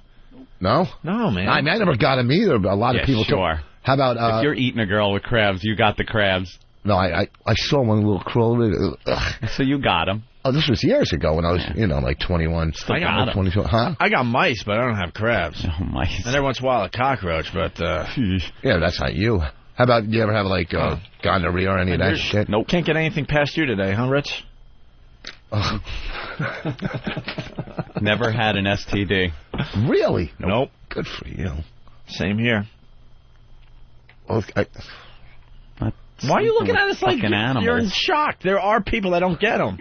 Back in the day, I mean, well, see, I'm older. I'm lucky. So, I'm older. I mean, so we were banging. Before AIDS, we were banging without rubbers. You know, I mean, once AIDS came, you always wore a rubber. But before then, you know, you just, you know, you go to the bar and, you know, pick up some whore with crabs. Horrible. Just anyway. You know, did you finish up with the girl after you're going down on her and you see a crab up close? You have to like right there, face to face with a crab. Hi, Rich. And then do you finish up, or do you just say "fuck this," leave? Yeah, you just. Well, no, we lived together. She caught him from the roommate. The other girl brought him in. She got it off the toilet seat. And I lived with her. That's always the way. Yeah, off the toilet seat, which has never happened either. No, I don't think the toilet seat transmits diseases at all. No, crabs, not diseases. I don't think it transmits anything. No, I really don't. I sit right down, man. I've never used one of those fucking paper things. In a public thing, Never. you would sit right down? You wouldn't even clean it off? You clean it off. Yeah, there's times I'll at least wipe down, but there are times I don't even wipe down. If just you sit see right piss on right, there, right. you go to another stall. Oh, no, I'll just wipe that off. Really? I've never had a problem whatsoever. Why are you drooling on yourself? I'm thinking, it's disgusting, like, these... I just sit right down. Like a man's man. You just open that stall and you sit right down. Take a seat. You don't take that cute little paper fucking cover out of the thing. You're not sitting there eating cake, my friend. I'll take a little. You're taking a shit. I'll take a little look. Sure, I'll take a look and say, all right, well, I gotta wipe this up a little bit before I sit down. But that's about it. I'm not taking those freaking paper things. No. I've never used a paper thing. Someone the other day was talking on the show about building a nest. I don't build nests, none of that shit. I just sit down, do what I have to do, and get the hell out of there. You're out of control. You're crazy. Get the hell out of there. I clean off, man. I won't put the paper down. And I rarely clean my hands after I take a leak. Well, you got rarely. And I'll never do and it. It comes up here because we run, during breaks to take leaks and stuff. And every once in a while we'll have a guest or a fellow comedian in, and they're like, "Dude, you don't wash your hands after you take a leak?" I'm like, "No. You gotta this part is the cleanest part on your body." No, it's not. Yes, it is. Your hands are so much dirtier than your dick. Yeah, but guaranteed. Yeah, but put it this way: if you're touching the door handle and I got to touch it, I'm touching the same stuff you're touching with your hands that make your hands dirty. You've been doing it for over 10 years. I know. And what has happened? By proxy. What has happened? Giving over your hand job by proxy every time I open the door. Nothing has happened. No, it's just kind of gross. It's all paranoia. What you don't know, it can't hurt you. It has nothing to do with you think you're going to catch anything. But it's so ridiculous. People go, I can't believe you don't wash your hands after you take a leak. It's the cleanest part on your body, Nobody washes. I mean, you don't have to wash your hands unless you work in a restaurant. Who cares? I mean... Right. The other remedy, because I had two, when I would go out to my grandma's beach house. What are you getting? Yeah. I just need more water. Oh, when I would go out to my grandma's beach house in Wading River on Long Island, and my parents just didn't believe in suntan lotion at all, and we would believe in it. Well, it might have been. It exists. Look, it might have been another one of those. You have 7 kids, you got to kind of like Yeah, cut corners. You got to cut corners, and that's brilliant to cut corners on sunscreen for your fucking kids. Margarine. Holy crap, nothing. And look how white I am. Yeah. And then stupid me, I would lay down like this with my hands behind my head. The most tender part of Opie's arm. I would get the really red sunburn on my underarms and this skin over here, just burnt to a crisp, as red could be. And then I tell the story all the time. It's the truth. Then we'd sleep over my grandma's house in army cots. I don't know why she had army cots, but she had many army cots in her beach house. Those are comfy material. Burlap. Yeah. Army surplus burlap. And then wool blankets. And it's the middle of summer. I swear to God. It's wool like sandpaper. Blankets. I don't know. To this day, I don't know why we had wool blankets in my grandma's house. I don't know why. And I don't know why not one uncle or aunt or my mom or my dad looked at my grandma and said, wool blankets stink. They're absolutely awful. Yeah, they hurt. And then, I'll have an aunt or something and it'll say, you should be thankful you had a nice childhood, blah, blah, blah. But the wool blankets, after having a really bad sunburn on the beach, and of course no one really tidied up, so you're already sleeping in an army cot that has sand in it, and then you got the wool blanket, and it's like, July and August where it's 90 degrees at night, and you're sitting there suffering with sunburn. Comfy. So I'd go to my dad and beg, I need some relief here. Help me out. What the hell? This sunburn is killing me. So his home remedy was vinegar. Wait, after the sunburn? Oh yeah, he would rub it on my body, vinegar. What would that? It did absolutely. Do? It was supposed to take the Make sting. you stink. It was supposed to take the sting out of the sunburn, but yes, Anthony, it just made me stink. Like vinegar. But that was his home remedy for that. Like He had salad. He had two home remedies: the athlete foot thing and the sunburn vinegar. Neither of thing. which worked. No, not at all. Wonderful. Absolutely not. So wool blankets. That's tough. Swear to God. I mean, people, these stories come up every once in a while. People don't believe it. They think I'm making it up. I got to get my cousins in here and my brothers. It's tough. I mean, after laying on the beach all day. I mean, some kids in some countries, live in huts on the ground, and you got to deal with a wool blanket. That's a tough life. It's America. You're a kid. You don't want to sleep in an army cot. You know how Rich? awful a wool blanket is, even on a nice winter day. I don't even think they use that in the army now. That's what I'm saying. The cot's got to be the worst. It was awful. Or you'd have to share a bed with like two of your brothers. It was weird. It's one of those cots where if you turn the wrong way, your thigh gets pinched where it folds. Oh, yeah. Like those old reclining things that were out by the pool when you were a kid, the metal ones. And your thigh used to get pinched in the point where the chair would bend. And we would all hang out with my grandma for the weekend, and the uncles and aunts would leave, and my mom and dad would leave, and so now my grandma has to feed all of us, all my brothers and sisters and a lot of my cousins. So she'd just get the Wonder Bread out, spread it. This is a true story. Spread it out on the table, get the tub of margarine. Was it Wonder Bread, though?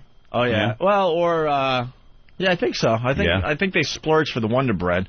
And then they would get a tub of margarine, not butter, spread the margarine on all the bread, and then she would break out the sugar. This is a true story. I love that stuff. That was great. God. When I tell this shit, people are like, there's no fucking way. Of course. You used to have butter and sugar sandwiches. You had them too? Yes, yeah. Fuck yeah. Margarine. Butter and... Margarine, though. Ours was just butter or margarine. whatever. We couldn't afford butter, really. No way. Not for all those kids. I mean, we weren't poor, but that stuff just called spread? You don't know what it is? I guess we were poor. I'm trying to figure this out. I think it was more that we had so many kids that the money didn't go around as much as other families. Yeah, if you had like 2 kids in your family, probably be rich. Yeah. So then she would take the spoon out with the sugar and just, margarine and sugar sandwiches. That's great. On a hot summer day. Smelling like vinegar. Yeah, sunburned little vinegar kid with soap between their toes. And running around on a sugar high. And every time I get together with, the extended family for the holidays, these stories come up. Oh, I heard you on the radio talking about the margarine and sugar sandwiches. And then they would go, but wasn't it just great? Ah, the days. And I'm saying, no, it wasn't great. A bologna sandwich every once in a while would have been nice. Some type of meat. And bologna was the lowest form of meat, too. They were like, we used to go get half subs and whatever, and bologna was like 40 cents. Yeah. And we were poor, too. My mother would fry the bologna, give us fried bologna sandwiches. I'm going to puke. Fried bologna. Fried bologna, because it was like... With a little cheese, right? Yeah, it was like a low man's pork roll. We got the cheap cheese, though. I swear to God, we got what amounts to government cheese. Yeah, big brick. I hated cheese until, I don't know, I think I hated cheese until, like, college. Because then I finally had a real piece of cheese and went, this is how this shit's supposed to taste? Holy crap! My grandmother was an embarrassment, though, because I lived, the whole street was a black neighborhood. Yeah. And, they were ruthless little kids. And then right when the street lights came on, my grandmother would come walking down the street with her stockings down to her ankle and a nightgown yelling for me and my brother to come in, and her teeth falling out of her mouth, her face. And it was just total nightmare. Because I lived above we lived for free. My grandparents owned the house. Mm-hmm. And my mother had no money, too. So we lived for free on the second floor. So we basically had to listen to my grandparents and you know what I mean? It just sucked living above... them telling me what to do, and fuck you, nice childhood. Oh, it sucked. It just ruined everything. My grandfather was a compulsive gambler, which, No, I liked my upbringing, but there was some weird crap that went on. Powdered milk? No. Oh, yeah, powdered milk. We couldn't afford all that milk for 7 kids. Are you kidding me? Oh. You know how much milk you would go through in a week for 7 kids growing up? Wasn't that just like water and like paste? It was actual powder. Yeah. I've never had powder, right? Yeah, Underwood Devil. It's the most disgusting thing you could drink. That's how we got our milk nutrition. Every once in a while, you go to a friend's house and is the milk nutrition in there? Who knows, but it's taken out in the powdering process. Every once in a while, you go to a friend's house and get a real glass of milk. Oh my God, that was Realize what it's like, my creamy. God, it was like heaven.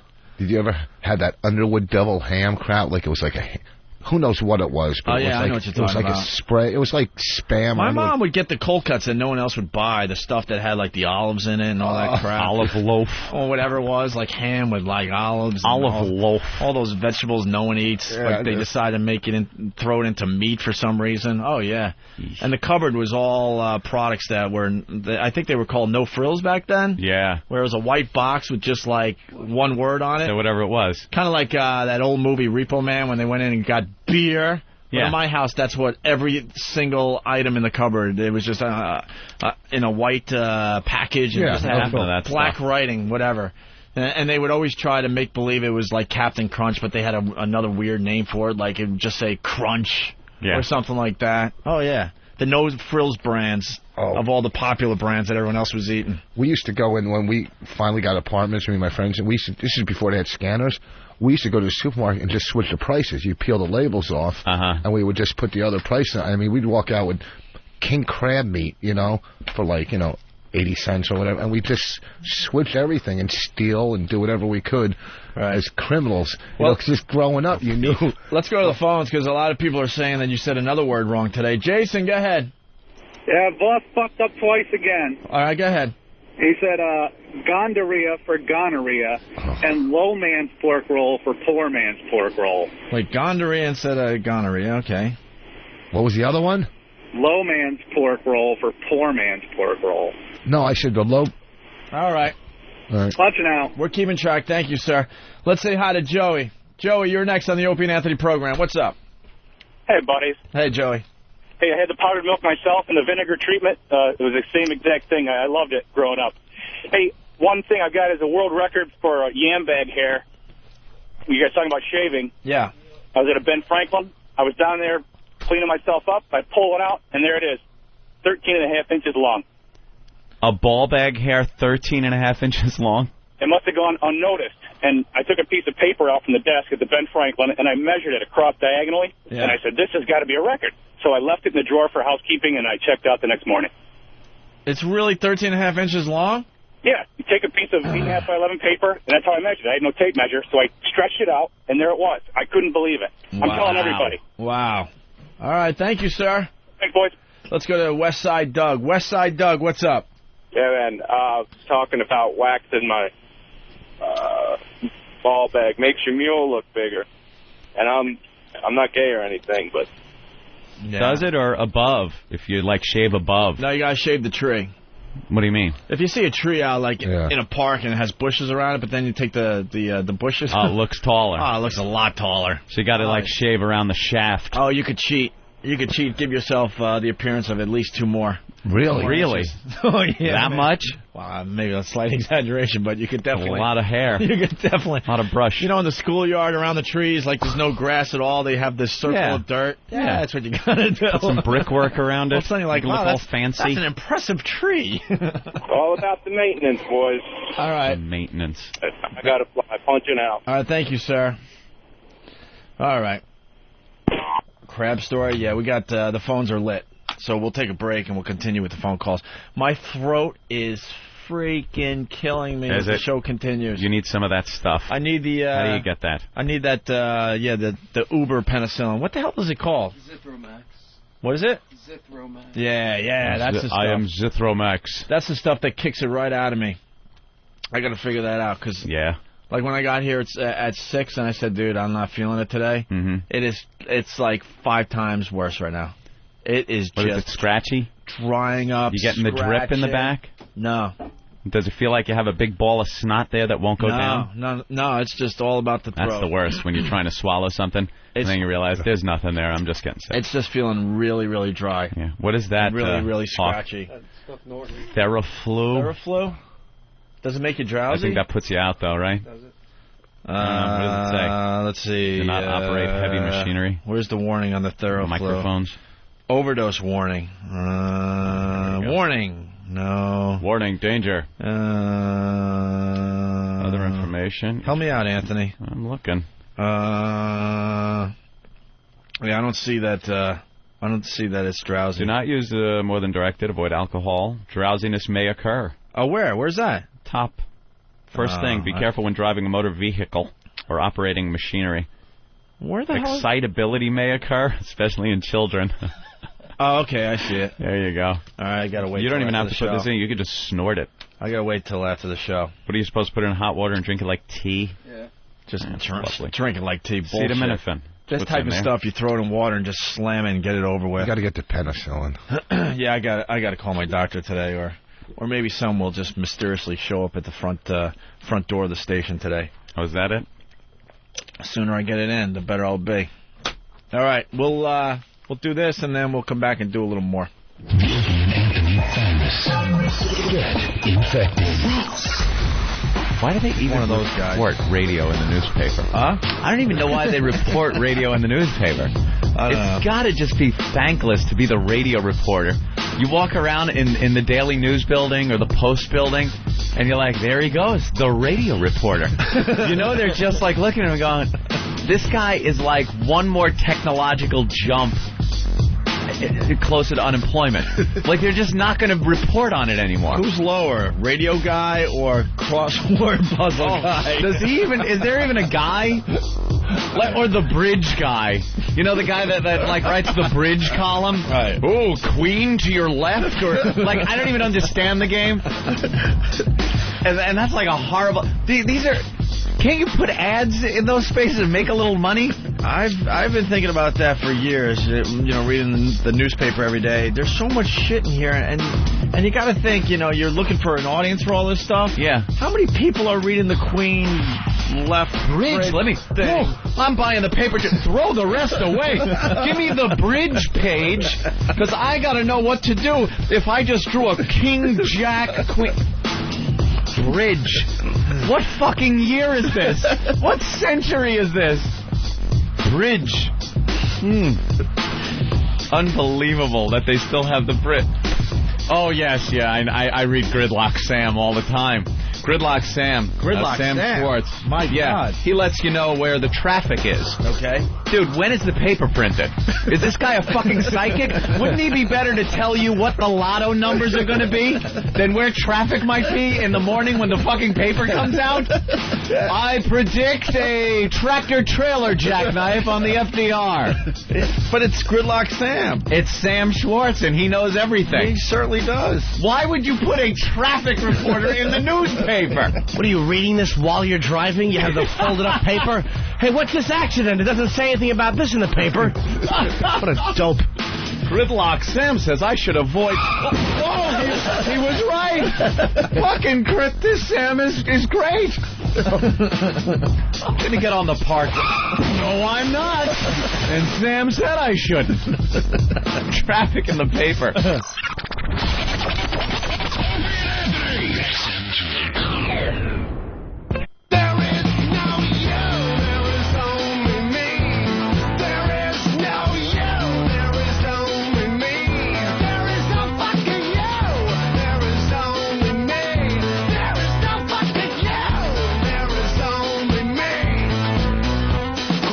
And we're back with the Opie and Anthony program.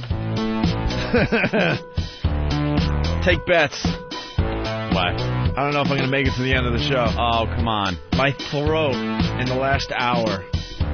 Unbelievable. Every freaking year I get this thing. Yeah. And I think I got it from my brother. And I was paranoid when I saw my brother, but, you know, we're opening up that restaurant in Huntington. Yep. It's going well. He decided to pretty much redo the entire inside. So when do you think? We were hoping to be open by now, but it's going to take a little more time. I hope a lot of the fans come and check out the restaurant when we're open. You gonna be a restaurant owner? I'm a silent partner. Who am I kidding? What type of food? What I know about restaurants is this: I go out to eat twice a day. Twice a day. I go out to eat at least 10 times a week. At least. Wow. So I know that part of the business. No cooking done in your house? I'm attempting that more and more. Because I'm really getting oatmeal. I'm really getting bored with going out to restaurants. Yeah. Because I do it just to get a meal in me. But every place you go and eat, they want to do the entire thing with the service and the you just want to get in, eat. I want to get in and yeah, exactly. But in my neighborhood, they're trained now. They understand when I'm coming. Yeah, they understand to get the food out immediately and throw the bill on my table immediately. Yeah, it's all about just getting lunch in and going home. It's New York. They're used to that. Not really, because they want to give you the whole presentation. So they can get the big tip. But they finally realized, wow, this guy's in here, pretty much every day for the same, food. Yeah. So they're getting it finally. But I went to check out the progress on the restaurant. My brother's working like an animal there in Huntington. It's gonna be a great place. And he warned me. He said, "Man, I'm not feeling right. My throat's a little weird." Uh-oh. And I'm like, "Oh, how bad could it be?" So I showed up and I didn't get anywhere near him. Mm-hmm. But still, maybe that's what did it. Could be. Because now I'm just feeling it. Okay. Anthony, holiday season upon us. Yes. Actually, I was shopping at the mall and over the weekend, and they were playing Christmas music already. What is that about? They said that this morning. They have Christmas lights across the street in front of Route 57. Really? Steve and I were looking at this morning. It's November 8th. What is that about? When we were growing up, Christmas started right after Thanksgiving, obviously. Thanksgiving Day parade. Yep. There's Santa to end the parade. And okay. Starts Christmas. Holiday season is finally here. Christmas season is finally here. But I was in the mall, and I actually said it out loud, and a bunch of shoppers started laughing. I'm like, fucking Christmas music already? And everyone started laughing, because they were thinking the same thing. And I don't know. I don't know what that's about. But now the stories on the news and stuff about the Christmas trees and the decorations and this and that. And in the radio world, they're all wondering what radio station's going to go all Christmas music this season.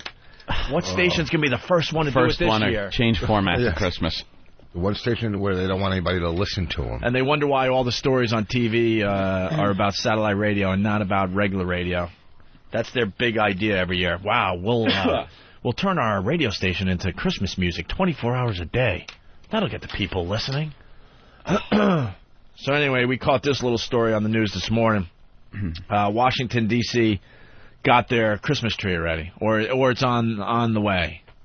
And then what we want you to listen to here is the wacky newsreader with her wacky comment about the story. Yeah. We want to start playing more of these because these guys try to, improv on the spot when all they are newsreaders. They got a monitor in front of them and they know exactly what they're supposed to say. But every once in a while, these people try to take a chance and say something off the cuff. And this is what was said this morning. Washington, D.C. is getting a new addition. The Capitol Christmas tree is on its way from the Santa Fe National Forest. The annual cutting took place yesterday. The spruce weighs 8,000 pounds and is 83 feet tall.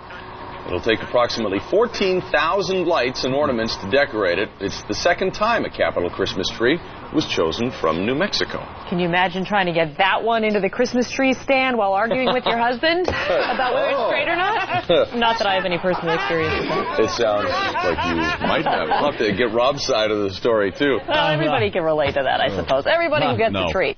She bombed. Guys, that's what we do in the studio. When something bombs, you go, well, just saying. I mean, everyone can relate to that, right? Yeah, sure. She probably had blank stares in her face. Of course. Can you imagine? Imagine putting you in a wood chipper, you stupid, unfunny bitch. Just read. You're there to read and look good. Shut up. Don't ad lib. Stop it. And she probably had, she couldn't wait to get that one out, too.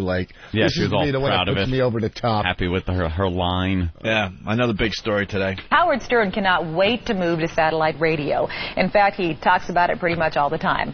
The promotions are not making his current bosses at all happy, and in fact, they're keeping him off the air this morning. Fox 5's Lisa Evers is in Midtown with the story. This is another promotional stunt. Liar, whore, and you know it. We have people deep inside Infinity, and the fact is, Howard was taking today off. Yeah. But the news crews bit. They bit. So they're all talking about how he got suspended. Bullshit. Of course it is. Absolute bullshit. It's a stunt. He had the day off. Penciled in already. all radio guys have done this over the years. Actually, I don't think we ever did a fake suspension, did we? No. You guys had too many real ones. I know. People thought we did. Yeah, but we were getting suspended so many times. People were like, these are fake, right? Gotta be. No. Eventually they fire these guys. They wouldn't just keep suspending them, yeah. Especially in Boston, we got suspended. I can't even tell you how many times we got suspended. They didn't know what to do with us. They just kept suspending us. And then stupid us, because we're like anyone else out there. You know, less work is good, right? So more gooder. And we realized they weren't going to fire us back in the day. That's before radio changed, and they really started firing popular DJs for doing dumb things. But there was a time you could get away with murder because you were bringing in the ratings for the station. As long as the ratings were there. So Matt and I, our eyebrows would go up like, wait a minute, every once in a while we could, do something stupid, get suspended, get a few days off, and go play golf or do whatever. Hello? What's going on? Pookie? Yes? Hi. I know. Yeah. Oh, I'm on the air right now. I'm doing a radio show. It's my job. What is it? The Body Shop. Can you get my door?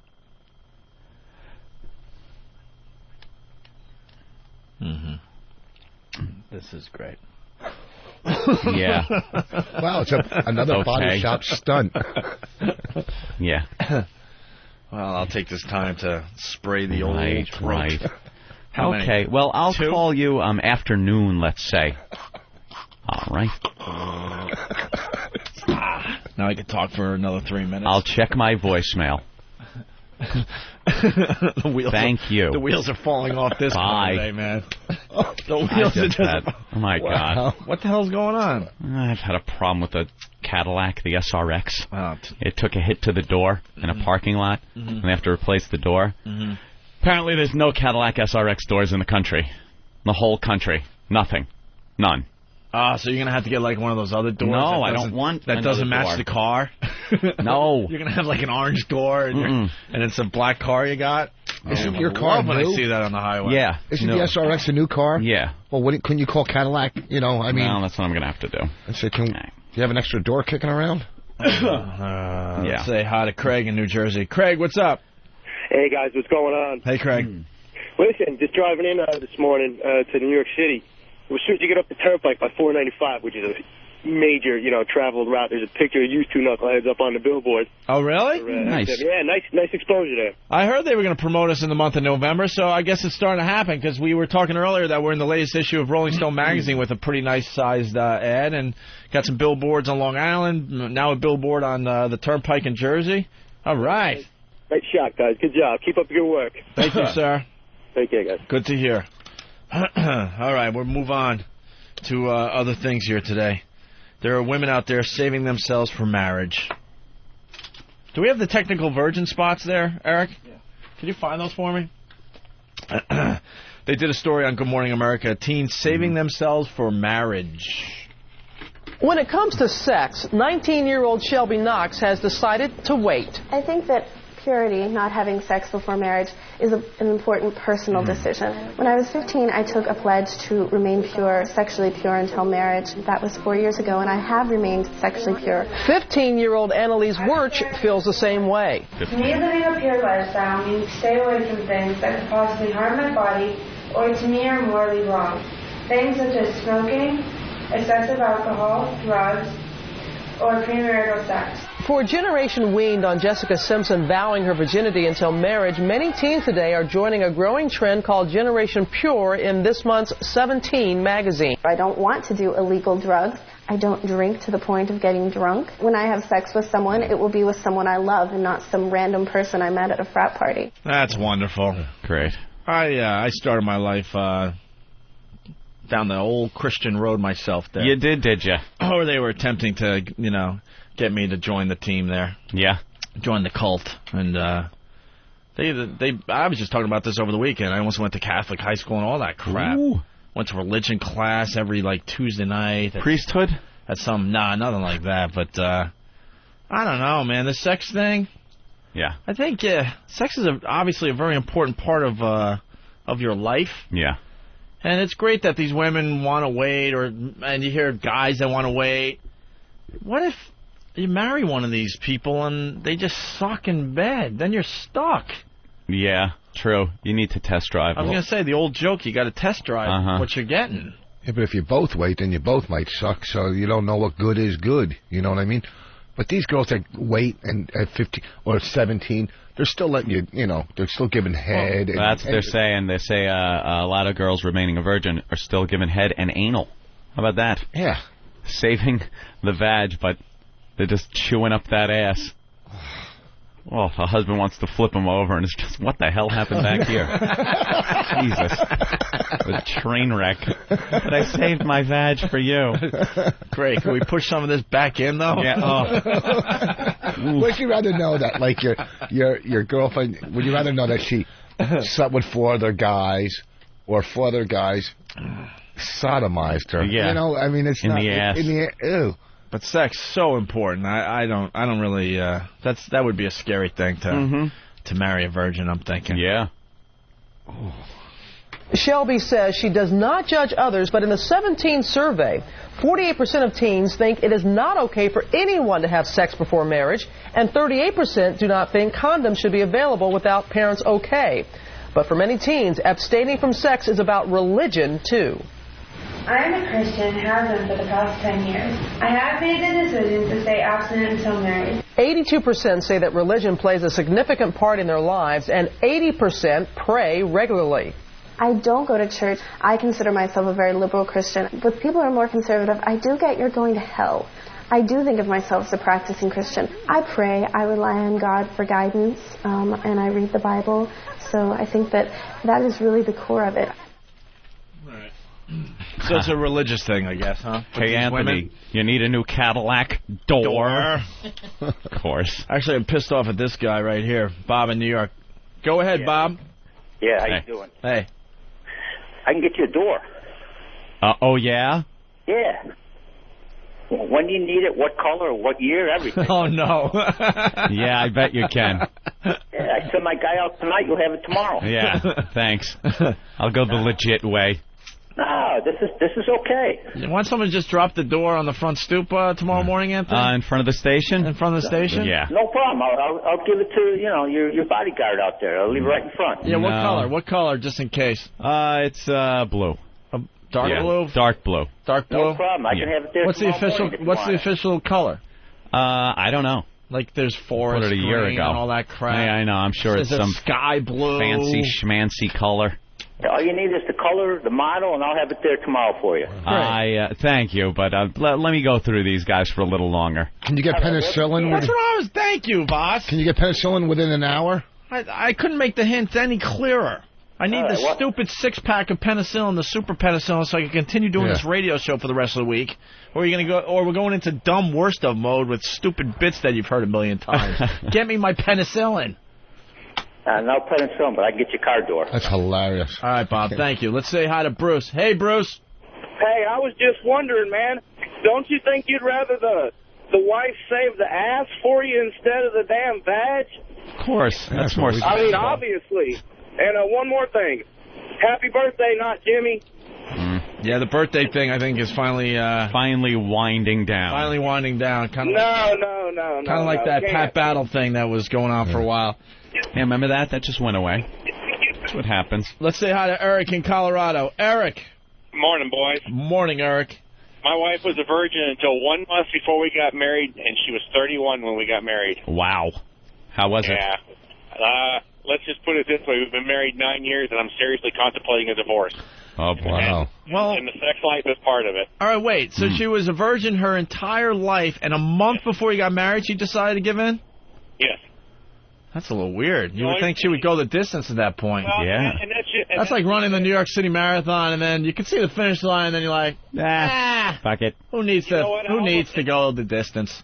And the worst part about it is she told me, she said, well, you know so much about sex, you'll have to teach me everything. Yeah. Yeah, right.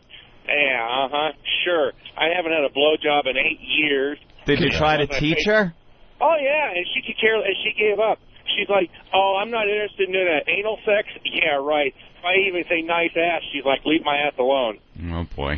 See? It's See like, what happens? fuck that. Yeah, you got to test drive.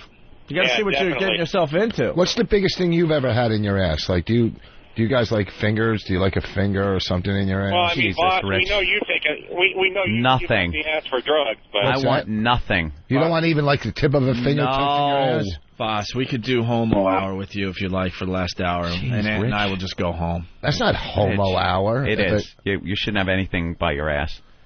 If you want, we could take phone calls, and you could ask these fine listeners of ours. I should have. What about that? I should have taken a dump last break. Why? It is. I am like dying over here. You picked the wrong day to come in, you guys are a Rich. fucking mess. Oh, it happens every once in a while. If you do this on a regular basis, every once in a while there's going to be a day where both of us are out. I'm feeling it. There are many days where I'm so gone it's not even funny, or Ant's in another world, but then the other guy steps up and takes over. But today we're both hurting bad. I swear I am going to have to go into the bathroom. Get out. You getting the cramps? You getting where the cramps are? It just started. It's just the back of the thighs. I'm feeling it. The pain in your keel over. Yeah. I'm like. I had that when I was a kid. I was running home to get, you could feel it. And I got like a block to go, and then I get to my house and I run up to, and I couldn't open my pants. Yeah. The second all over, and it's. Dude, yeah. I forgot to tell you guys. I actually puked over the weekend. Oh. Remember I told you I went to my nephew's football game? Uh-huh. This football thing is the greatest thing ever. I watched my nephew play football, 7 years old. It's insane. Mm-hmm. If you want real that's what they should throw on TV. That's what they 7-year-old football. Just 7-year-olds playing football. They're running out of the game, bleeding, crying, looking for their mommies. And I'm sitting on the sideline like, this is insane. And it's real injuries. It's not like, like 7-year-olds being 7-year-olds. This is real shit. You see kids getting smeared, open field tackles because there's one guy that knows what he's doing, just killing the kids. They're coming off with all sorts of injuries. I'm like, wow, this is the greatest thing ever. But anyway, I go into the porta-potty. Yeah. Because I have to take a leak, whatever. I don't know what it is, but 7-year-old dumps, holy crap. Ugh. I actually started getting sick. Full of Cheerios and... I started dry heaving. The smell... Look, no one enjoys, the smell of crap to begin with. I understand that, and but a 7-year-old and they're just piling on top of each other in the freaking porta potty. Oh my God! Car chase on Fox? Yeah, let's go to Fox. I don't know. Somebody was saying. Could it be? Yeah, there it is. But you have to take a dump, Anthony. Oh, dude, it's banging. Yeah. Where's this car chase? West Virginia State Trooper. No, former West Virginia State Trooper's on the phone. Right. Is this? It's a K station, so that's west of the Mississippi, right? I can relate to this guy if he's got to take a dump. California. Because I would just be running from the cops too. California. How long it takes to get booked and everything, and you just know there's going to be hours before you take a dump. All right, let's say hi to Jimmy in Staten Island. Jimmy. Yo, I used to work for a caddy Chevy dealership in East Flatbush in Brooklyn. Yeah. And I used to have the Hasidic Jews come in to buy caddies. And the color that Anthony has is blue chip. And it's an old Jewish man color. So now I know you got to be old. And now I'm on the borderline of part Jewish. Because you got an old Heath color. It's horrible. Blue chip. Blue chip. Black Raven. White Diamond Dead. Blue chip. What are you on crack? Punch it out. Guy's insulting the color. Now they're giving Jews colors. It's a Jew color. I didn't even know. You did have a car that was cherry colored once, I remember. Was it wasn't it like cherry red? The Pathfinder. It was candy apple, I think. I don't know what it was. Burgundy. It was burgundy. Candy apple. And no, the door color I'm looking for isn't periwinkle. Candy apple. That's very good. Let's say hi to Mike. Mike! Hey, how you boys doing? We've been better, Mike. Yeah, it sounds like that. Opie, Dayquil. That's all I got to say. What? Dayquil. I can suffer through it, but the fact is the throat just really hurts. That'll make you feel better. Always works for me. I'm going to knock myself out for the day as soon as this show's over. So. Southern California, car chase. All right, Mike. Estimated 80 I was miles an listening hour. about that virgin stories and how you were in church and everything. Yeah. I grew up in the church, and they stressed and preached that sex is the worst thing possible, and I bought into it till the night of my 19th birthday, freshman in college, got drunk, and ended up fucking some girl from the stock room where I used to work. Huh? I wasted 4 good years of high school missing out on shit. Well, you weren't going to get laid at 15. Yeah. Who's getting laid at 15, 16? Get Not laid. white kids. Anthony did. At 15? In the suburbs? Sure. 15. He already had. Yeah. No. He started 13. No way. I'd love to tell you about it, but my mind can't work right now. I swear to you, I am going to have to get up and go to the bathroom. Just eat something real This quick. is a first. They'll push it right out. No. Eat something. Anthony doesn't like talking about this. I am stuff. just. He doesn't talk about bowel movement, so it's got to be bad. It is all encompassing right now in my mind. With that said, let's go to Dr. Steve. Dr. Steve. Dr. Steve. Hello. Hello? This is the only phone call I want to take today. Dr. Steve. Your phone stinks. Your phone's The answer to the... Your phone stinks. Call me after the show, he said. I check your email. Check your email, sir. Check your email.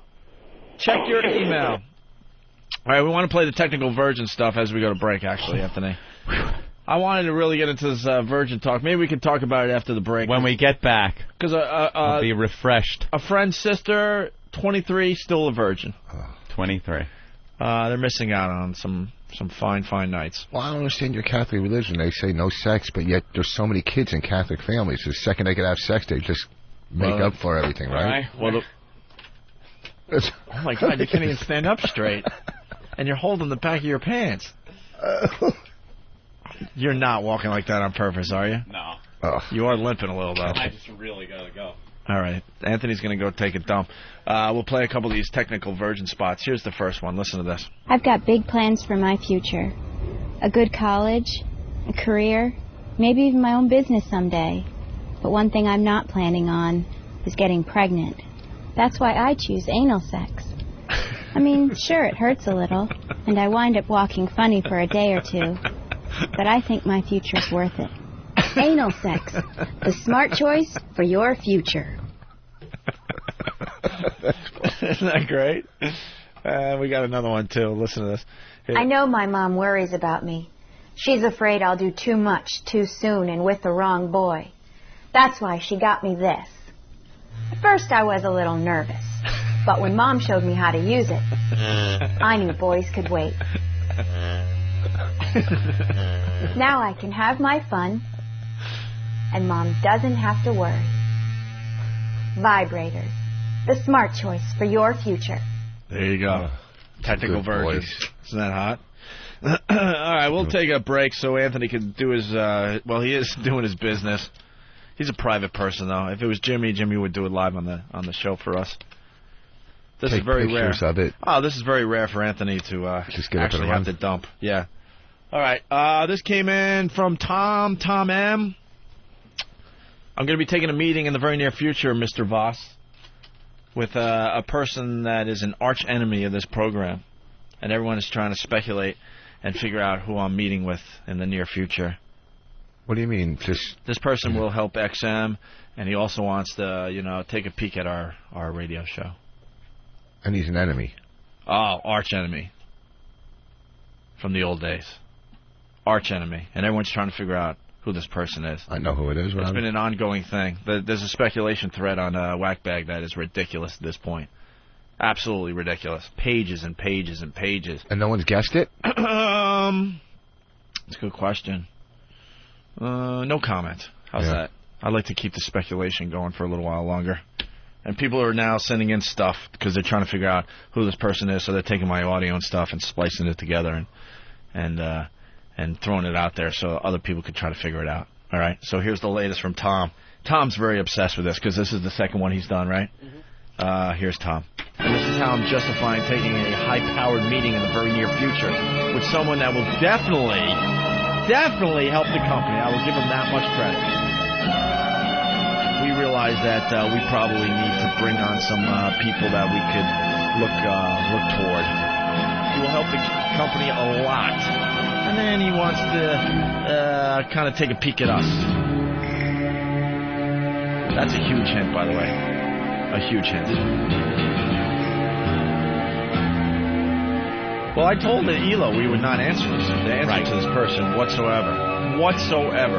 You would never, ever fill some kind of boss role. No fucking way. No way. Like sand through the hourglass, so is the Orange virus.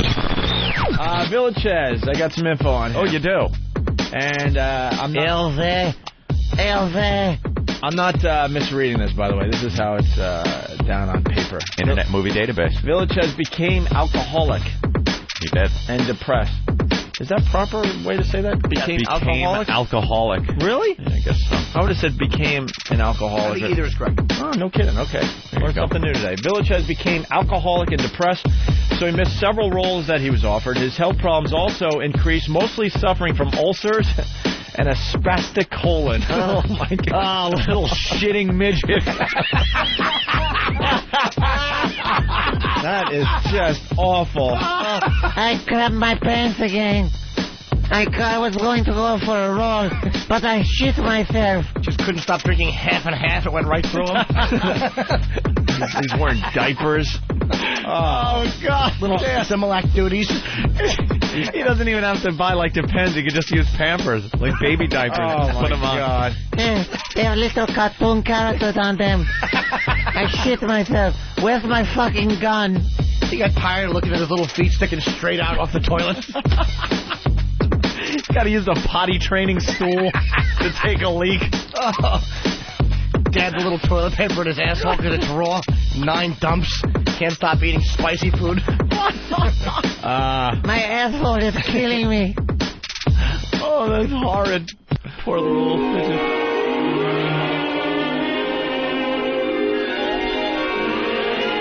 Oh, yes, Fantasy Island. Ow. The pain. Ow, my asshole. Depends. This is Hervey. His fantasy is to be in a bathroom and have one solid log come out. Welcome. Smiles, everyone. Smiles.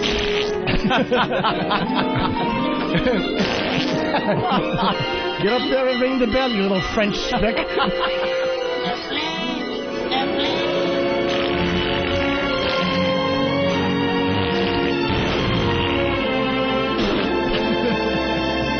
Ah, Tattoo, you have shit yourself again. I can't help it, bud. He's got to wear that white suit. The guy finally beats it. Walks away with a big brown stain in the back. Waddles away. It was so embarrassing. I had to shake a nugget out of my pant leg.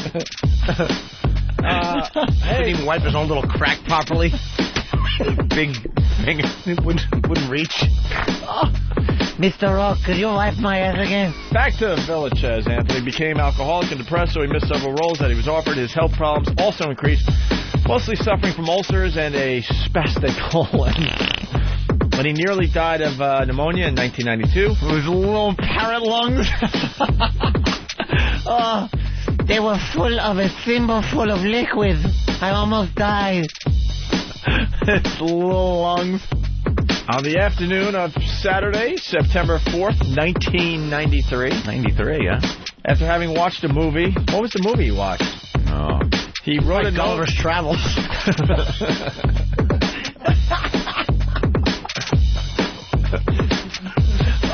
Willy Wonka in the Chocolate Factory. This is depressing. If he overslept with an audition, it would have made him. There's a chocolate factory in my bathroom. Spastic colon in the Chocolate Factory. Wow, yeah. Well, so on the afternoon of Saturday, September 4th, 1993, after having watched a movie, he wrote a note and made a tape recording before shooting himself in his backyard. Tape recording? Oh, I'd love to hear that. That would be nice. Is there any way to get... That has to be out there somewhere. You got to think. Someone must have it. Got to think. Wow. Couldn't take it anymore.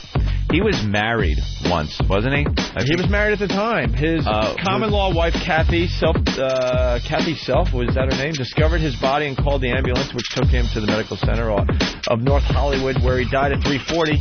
Village was cremated, and his ashes were scattered off Point Furman in Los Angeles.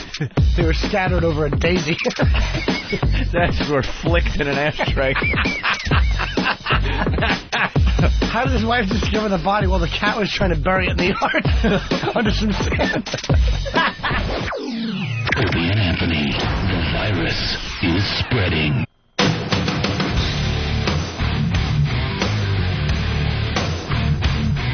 That car chase ending rocked. That was a good ending. During the commercials, we went to Fox News and they had a great car chase in California.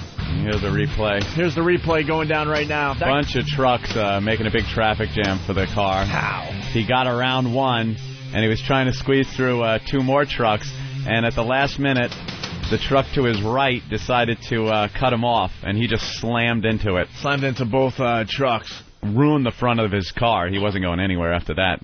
Forward, reverse, nowhere. And then it looks like the truck was leaking some fine fuel there, some diesel. Yeah, he hit like right where the tanks are on the truck, so it started leaking. And they pulled the guy out of there, threw him on the ground. Over. That was great. That was a good ending. Lately, we haven't seen good endings. No, I hate when they stop and there's a standoff, but then the guy just gives up. Yeah. Anticlimactic. All right, you guys want to talk about Tyra Banks and her fat suit? It's all the rage. It's all the rage all over TV. They were promoting this for quite a while. Tyra, I guess, wanting to see what it's like to be a fat broad, so she put herself in a fat suit. She's part of the XM Nation. I wonder how the rest of XM is handling the Tyra stunt. Oh, that's right. She is part of XM. She's part of Take 5, isn't she?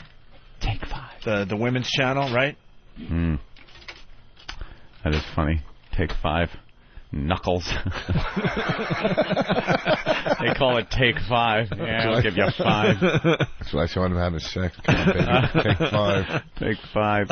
And, she put herself in a fat suit and walked around and tried to see the inhumanity that fat people have to endure during the day. I couldn't watch this thing, but I did see one clip where she got off a bus or something, and immediately 3 people started laughing. Oh, really? And I was thinking to myself, people don't do that to fat people in general. They don't. They don't openly laugh as soon as you get off a bus. So now I'm thinking that the makeup job had to be fat so suit looked awful so bad that they're like, oh my God, that's hilarious.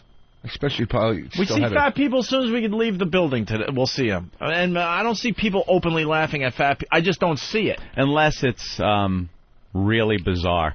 Like that woman, Jimmy, took a picture of her ass at the airport. Oh, yeah. Remember, he was like, we were at the baggage carousel, and some fat woman walked past, and Jimmy goes, I gotta get a picture of her ass. And he followed her. He's just walking, because she had triple ass. You've seen double ass. Yeah. Big fat ass. And then in the middle somewhere, there's like a separate little, like Quato on, what movie was that? Total Recall? Total Recall. Like Quato, another ass was coming out of her ass. And then in that ass was yet a third ass. You never see the ass hat trick on the fat broad, but there it was. 3 asses. Yeah. This fat chick at the airport, like, I was moving my luggage, wheeling it, and she couldn't get around, and we're bumping. And she says to me, she goes, that's a big suitcase. I go, well, you're a big lady. You said that? Yeah. I go, well, you're a big lady. And then I'm going up the escalator. You see where the husband pointing at me. What were you going up? I was going up the escalator. Oh. Why? What do you think I said? I thought you said escalator. Did you say escalator? Probably did. Jot it down, because I know I heard it. I can't even keep track anymore. There's so many. The escalator. You want to say insulation earlier, and he said installation. Installation of the escalator. You want to say oatmeal earlier, and he said oatmeal. And you want to say... You want to say gonorrhea, but he said gondorrhea. Gondorrhea. I'll tell you what. And now you're saying he said what? I'll tell you one day. Maybe my vocabulary isn't the greatest, but I'll come in here one day and take one of those IQ tests off the internet, and I'll probably score pretty high. Those are completely legit IQ tests. Why aren't they legitimate? Sure. They're on the internet. They're IQ tests. Have you taken one? What do you mean someday? Yeah. We still have an hour and a half. Go get the test. No, What's your What's your IQ? What's your excuse? I'm tired. To take an IQ test, you got to be kind of like... You're just bragging, then. You could do well on one of these internet IQ tests, so let's do it. What was your IQ on one you did? What, you're tired, all of a sudden you don't remember, who the first president was? It's more a logic problem. Yeah, it's logic. You got to figure them out and if stuff. This box was folded up, what would it look like? Yeah. If this flat piece was folded on the lines, what would it look like when it's done? If you're a 15-year-old girl who isn't going to fuck you... logic problem. Problem. She's 15. Dee. Good morning. How are you? Dee, we love Dee. She works in Washington, D.C., and she's trying to do a talk show. Dee, we'll get to you, but you could maybe help us through the segment a little bit. We're talking about Tyra Banks and her fat suit. Okay. I didn't see the show, but okay, tell me. First of all, we're thinking that people don't laugh at fat people. No. She's trying to claim that she got off a bus or something, and immediately 3 people started laughing at her. And I don't see people laughing at fat people as I go about my business. Now, Dee. Yes? You're cute as a button, but you're a chubby girl. Let's be honest. She's not that bad. I said chubby. Big-boned. Why are you calling her fat? Me? I'm saying I'm skinny. Like, I wish I had a little more meat on me. People are made in different shapes and sizes, and apparently, I'm not saying anything bad because Dee does great for herself. FedEx guys, counterfeiters. No, UPS guys, not FedEx. Oh, UPS guys, FedEx guys. She loves UPS. But do you find people, treating you badly? No, I think it's all about, you know what, God made us all different. You got to be happy with what he gave you. Isn't that fantastic? That's wonderful. Little spiritual side of me coming out. That's wonderful. She's still a great lay, though. What? She probably tries harder. Yeah, you definitely try harder with the BJs and stuff. You know what? I'm not going to talk about that. Well, we hear the girls try harder if they have a few extra pounds. I don't know. I don't buy that God makes us all different. I mean, because when you come out of the womb, you're not 400 pounds, You know what? I'm not saying Dee. I don't even know her. I'm saying people You are born with a body type, and then it's up to you to decide, I'm going to be on the lower side of this body type or the higher side of this body type.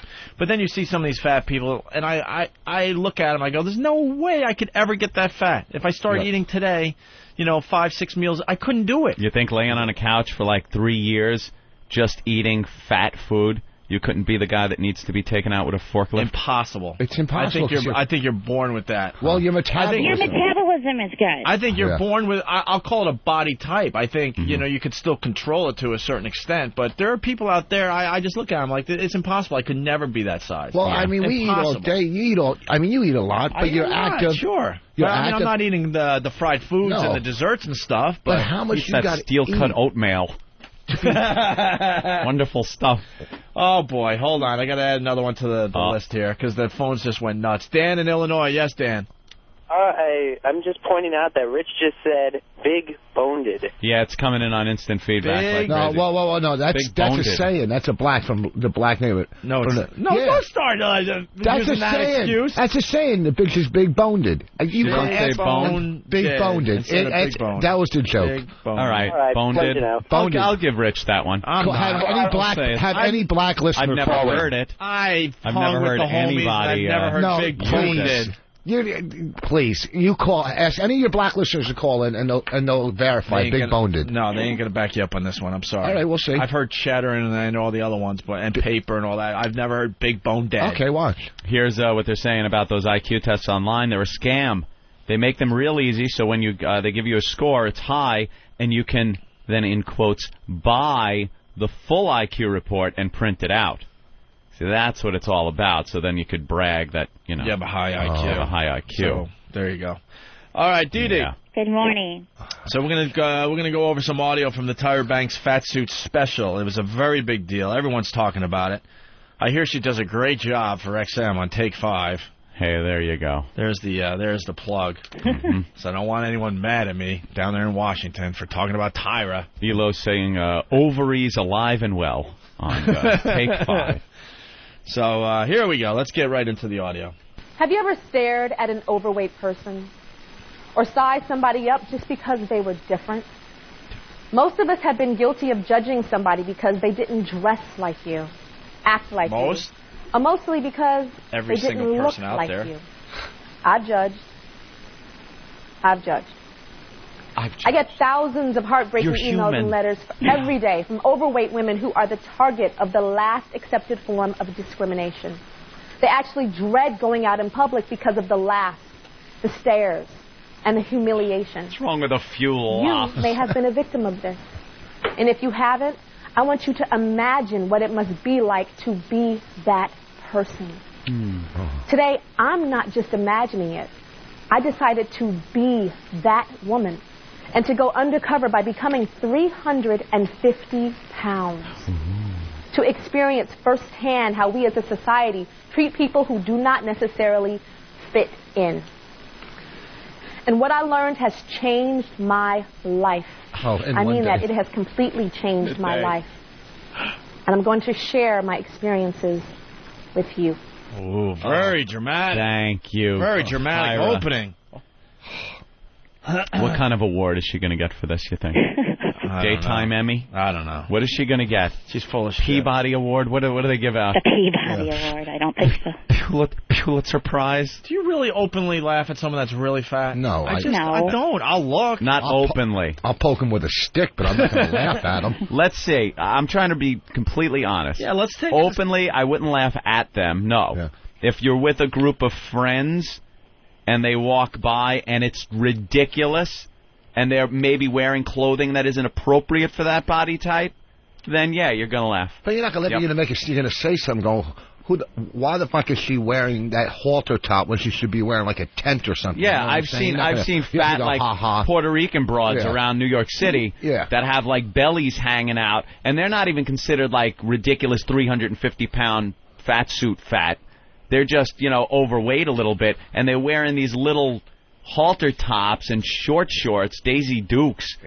And, I'll laugh at that. And the juicy sweats. But for juicy. Every white fat Smells chick like is some vinegar. black guy that'll bang her. They just love fat white It's the chicks. blonde at the laundromat with the big fat ass. It's some skinny black guy with 3 teeth. It's always a skinny black guy. He's got a bunch of keys hanging from him. Like he has a 4-hour job, but he thinks he's important. He's banging her, and he's got some like half black kid running around the laundromat. Here we go. Dee Dee, comments so far? No, I want to hear more. All right, here we go. Here's the first fat guest on Tyra Banks' Fat Suit Special. Kathina doesn't even know how much she weighs because her scale only goes up to 350 pounds. And she says she constantly beats herself up for looking the way she does. My name is Kathina. I believe that I weigh somewhere between 400 and 425 pounds. Nobody who weighs 150 pounds has an idea what it's like to live in my body. You get left behind. People act like you're invisible, like you don't exist. Sometimes I spend my whole weekends just sitting and thinking, why me? Why do I have to be the one like this? Why do I have to be fat? And why do I have to go through this? It's not easy for me. I don't want to be like this. Tyra, I'm at my wit's end. I have fought with this for a long time. I'm willing to put in all the work necessary because I'm tired of this. I can't deal with this anymore. 4 1/4 is her cutoff point where she can't take it anymore? Yeah. 4 1/4. That's where she goes, all right, I'm ready now. I'm drawing a line. I'm 2 pounds overweight, and I got upset the other night. At 2 pounds, I'm going, holy shit, I got to get back down to 168. Well, you take it more seriously. I bought a scale last night. That's what I mean by body type. This lady, all right, so she's overeating and stuff, but her body type, it could easily be 100 pounds less. Easily. Maybe she was abused when she was a kid. They say that. Well, yeah. But, who hasn't been abused when they were a kid? Opie I think maybe, Oprah said... that bullshit. Did you say Oprah said? Yeah. Oprah. Was she fucking Masters and Johnson? Well, I'm just saying, she's mentioned that maybe she was sexually abused when she was a child, because that happens a lot. I don't know. I want one person to call up right now and say they had a perfect childhood growing up. Shut up with that abuse as a kid crap. How about look at the Snapple lady. Her abuse amounted to nothing more than a little sister being born. Yeah. And her parents maybe not giving her as much attention as she got when she was an only child. This is what she blames. That's what she blamed it on. She being cried a fat adult about that, and that's what she blames her eating on. Do we have that clip still? Is that she didn't Somewhere? get the attention because... Might be hard to find that one. You know, everyone could have an excuse. Enough with the excuses. Unless your uncle is ass-fucking you while shoving a Subway sandwich down your throat. Maybe that would tie into the overweight thing? No, because you're getting rewarded. You're getting a Subway sandwich. It's an addiction. That's what it is. Here's the thing, too. You know what? Okay, here... You gotta look take at some responsibility for your own lives. That you go out heavy and you go, Instead of coming up with the reason why this happened, some vague, shallow reason. Yeah, stop. I'm just trying to figure out why she got that big. I'm not saying I'm right. This is my view on the whole stupid thing. Let's say hi to Rocket, who says I'm wrong about something. Oh, Rocket? Hey, guys. Hey. Hey, I had a friend that he weighed probably close to 400 pounds, and I knew him for about 6 months, and a buddy of mine told me, he said, you know, he used to look like you, and I said, get the fuck out of here. And sure as shit, I saw a picture of him, and he was about 160 pounds, 6 foot tall. And he put on a shitload of weight. And maybe he had the thyroid. Yeah, maybe there was a medical problem, you know. I'm generalizing, obviously, but there are cases where all of a sudden you have some kind of medical problem and you gain a lot of weight because of that. That's what happened to me, Hashimoto's disease, thyroid condition. What? Yes, I have Hashimoto's. They just put me on my second dose of medication. Hashimoto's? You got some Japanese disease? No, it's a thyroid condition. You have the bird flu. You have the bird flu. What's the bird flu? What's Hashimoto. Hashimoto? It's called Hashimoto's. It's a thyroid Hashimoto. That is when your thyroid kamikazes into your voice box. I'm serious. Look That's where some kamikaze into your mouth. Hashimoto disease. That's what it's called. What? Hey, Rich, you're doing a good job today, by the way. Happy Hanukkah. All right. Say Hanukkah already? Call it, what? Now, Dee Dee. Yes. What's Hashimoto? Hashimoto's. Look it up. It's a thyroid condition. Yeah, Google it. You can Google it. It's also a cell phone. I got the new Hashimoto. Seriously, I see an endocrinologist. The Hashimoto. You think you would start eating with chopsticks and you wouldn't gain so much weight if you had you wouldn't get so much fucking food. Hello, Hashimoto. I get the Hashimoto. That's the name of it. It's called Hashimoto's disease. Hashimoto? And I'm on a medicine called Levoxyl. Obviously, really? This disease it's for thyroid is in Somalia. Yeah, you know what? I will bring in pictures. When you see pictures from me from 3 years ago to now, it's a disease. It's a thyroid. How do you catch Hashimoto? You want to catch the Bukkake disease? I know what that is. Hashimoto. What now? Aren't there medications for thyroid conditions? Yes, it's called Levoxyl. Well, I'm on Levoxyl. So why aren't you down to? Because it takes time. You know they got the cure for the Hashimoto. Really? What is that? It's called the salad moto. It takes. You mean your funny, body goes through this. Try to explain it. Damn it. Oh, I'm sorry. All right. Go ahead, explain Hashimoto. Hey, look, Eric found a little info on the Hashimoto disease. Hey. What it is and how it's treated. Hashimoto's disease is a problem with your thyroid gland located in your neck. Yeah. The thyroid gland makes hormones that control how your body uses energy. When you have Hashimoto's disease, your immune system begins to attack your thyroid gland, causing it to become swollen and irritated. When this happens, your thyroid can't make hormones as it should. But if it's swelling up your throat area, then how the hell are you getting the food down? Shouldn't that stop you from eating, Dr. Opie? Shouldn't that cause anorexia? Dr. Opie, I'm interested in reading your paper on Hashimoto disease. If your neck is swollen, how do you eat? What are the symptoms of Hashimoto's disease? These are some of the symptoms someone with the disease may have. Because the thyroid gland may swell when you have Hashimoto's disease, you may have a feeling of fullness or tightness in your throat. You may have trouble swallowing food or liquids. Thank you, I said it!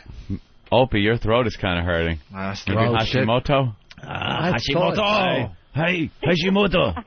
You might notice a swelling or bump called a goiter in the front of your neck. Oh. I don't have that. You didn't have the goiter? No. Nothing sexier than a good goiter. Do you carry a camera now? No.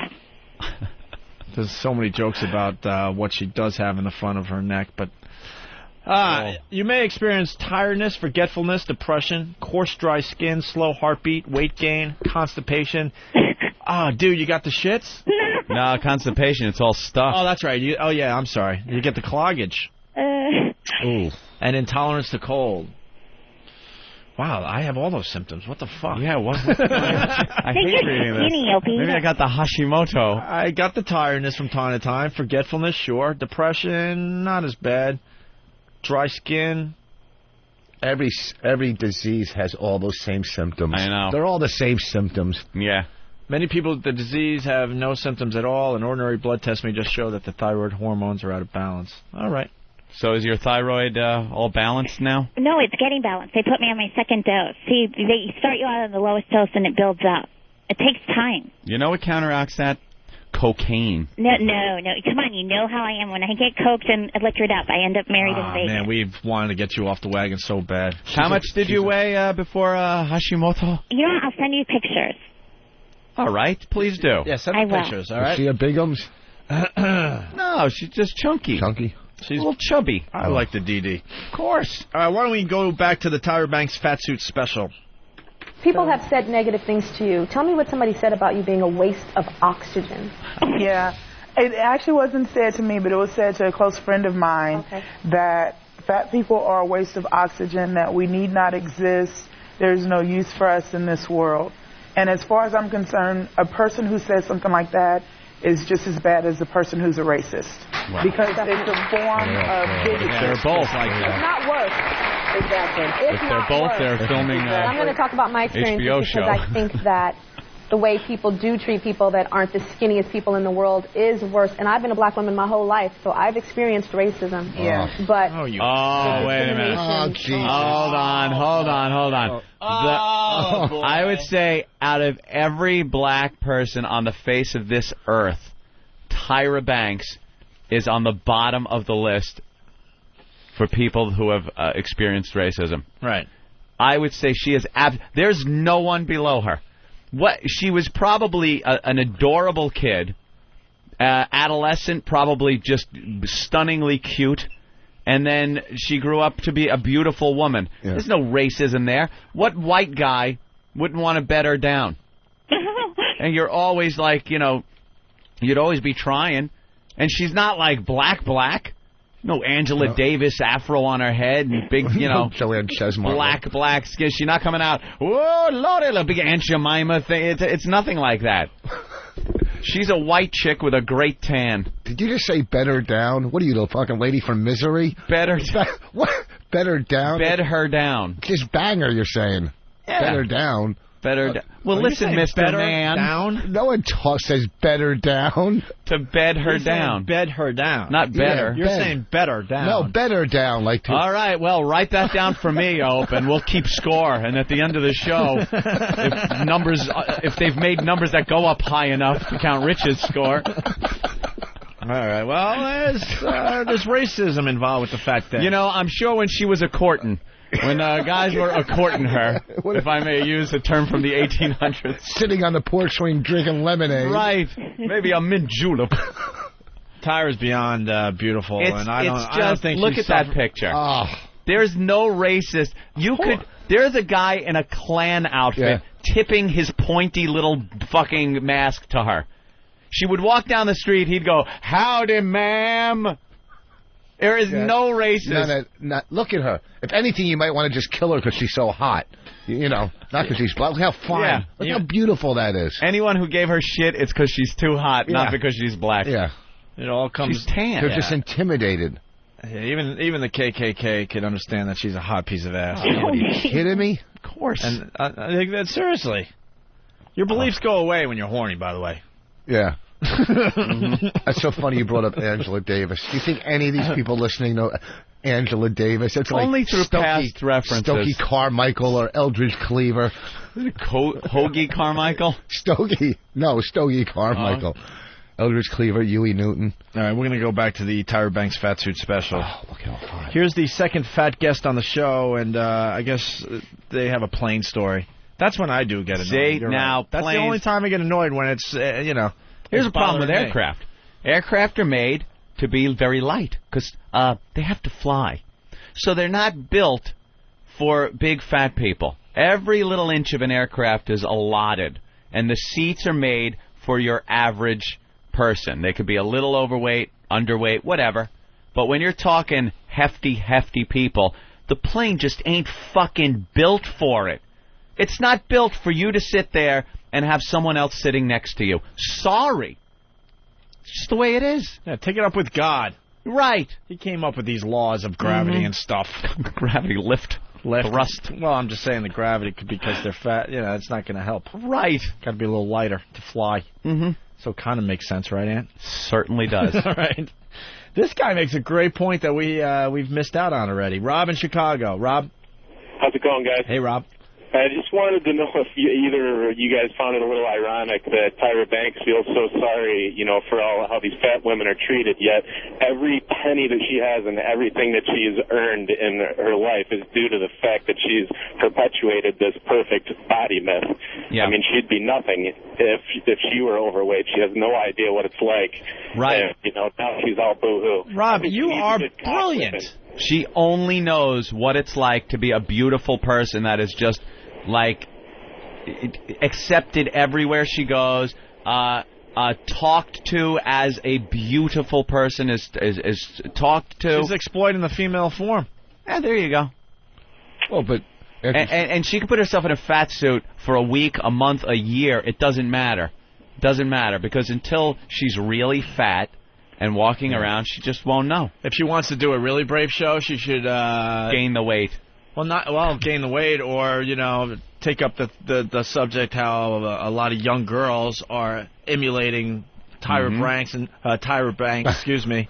We're all turning into rich here today. Tyra Banks, Tyra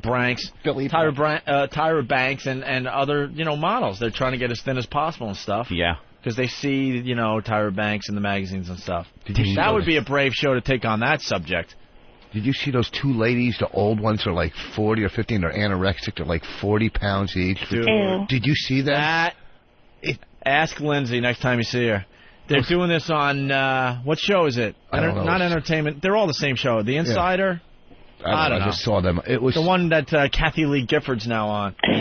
They're, and they're doing it because we're just gawking, Where are they, in London? The skeletons, the bags of bones. Can we get that audio? That's, another thing I missed out on. Yeah. I should have told you guys. Rich is not kidding. They're like 45 pounds, Ant. They're twins. I openly laugh when I see this on TV. Oh, it's just people in Auschwitz going, look how unhealthy they are. They have coffee and cigarettes for lunch. And what do they have for dinner?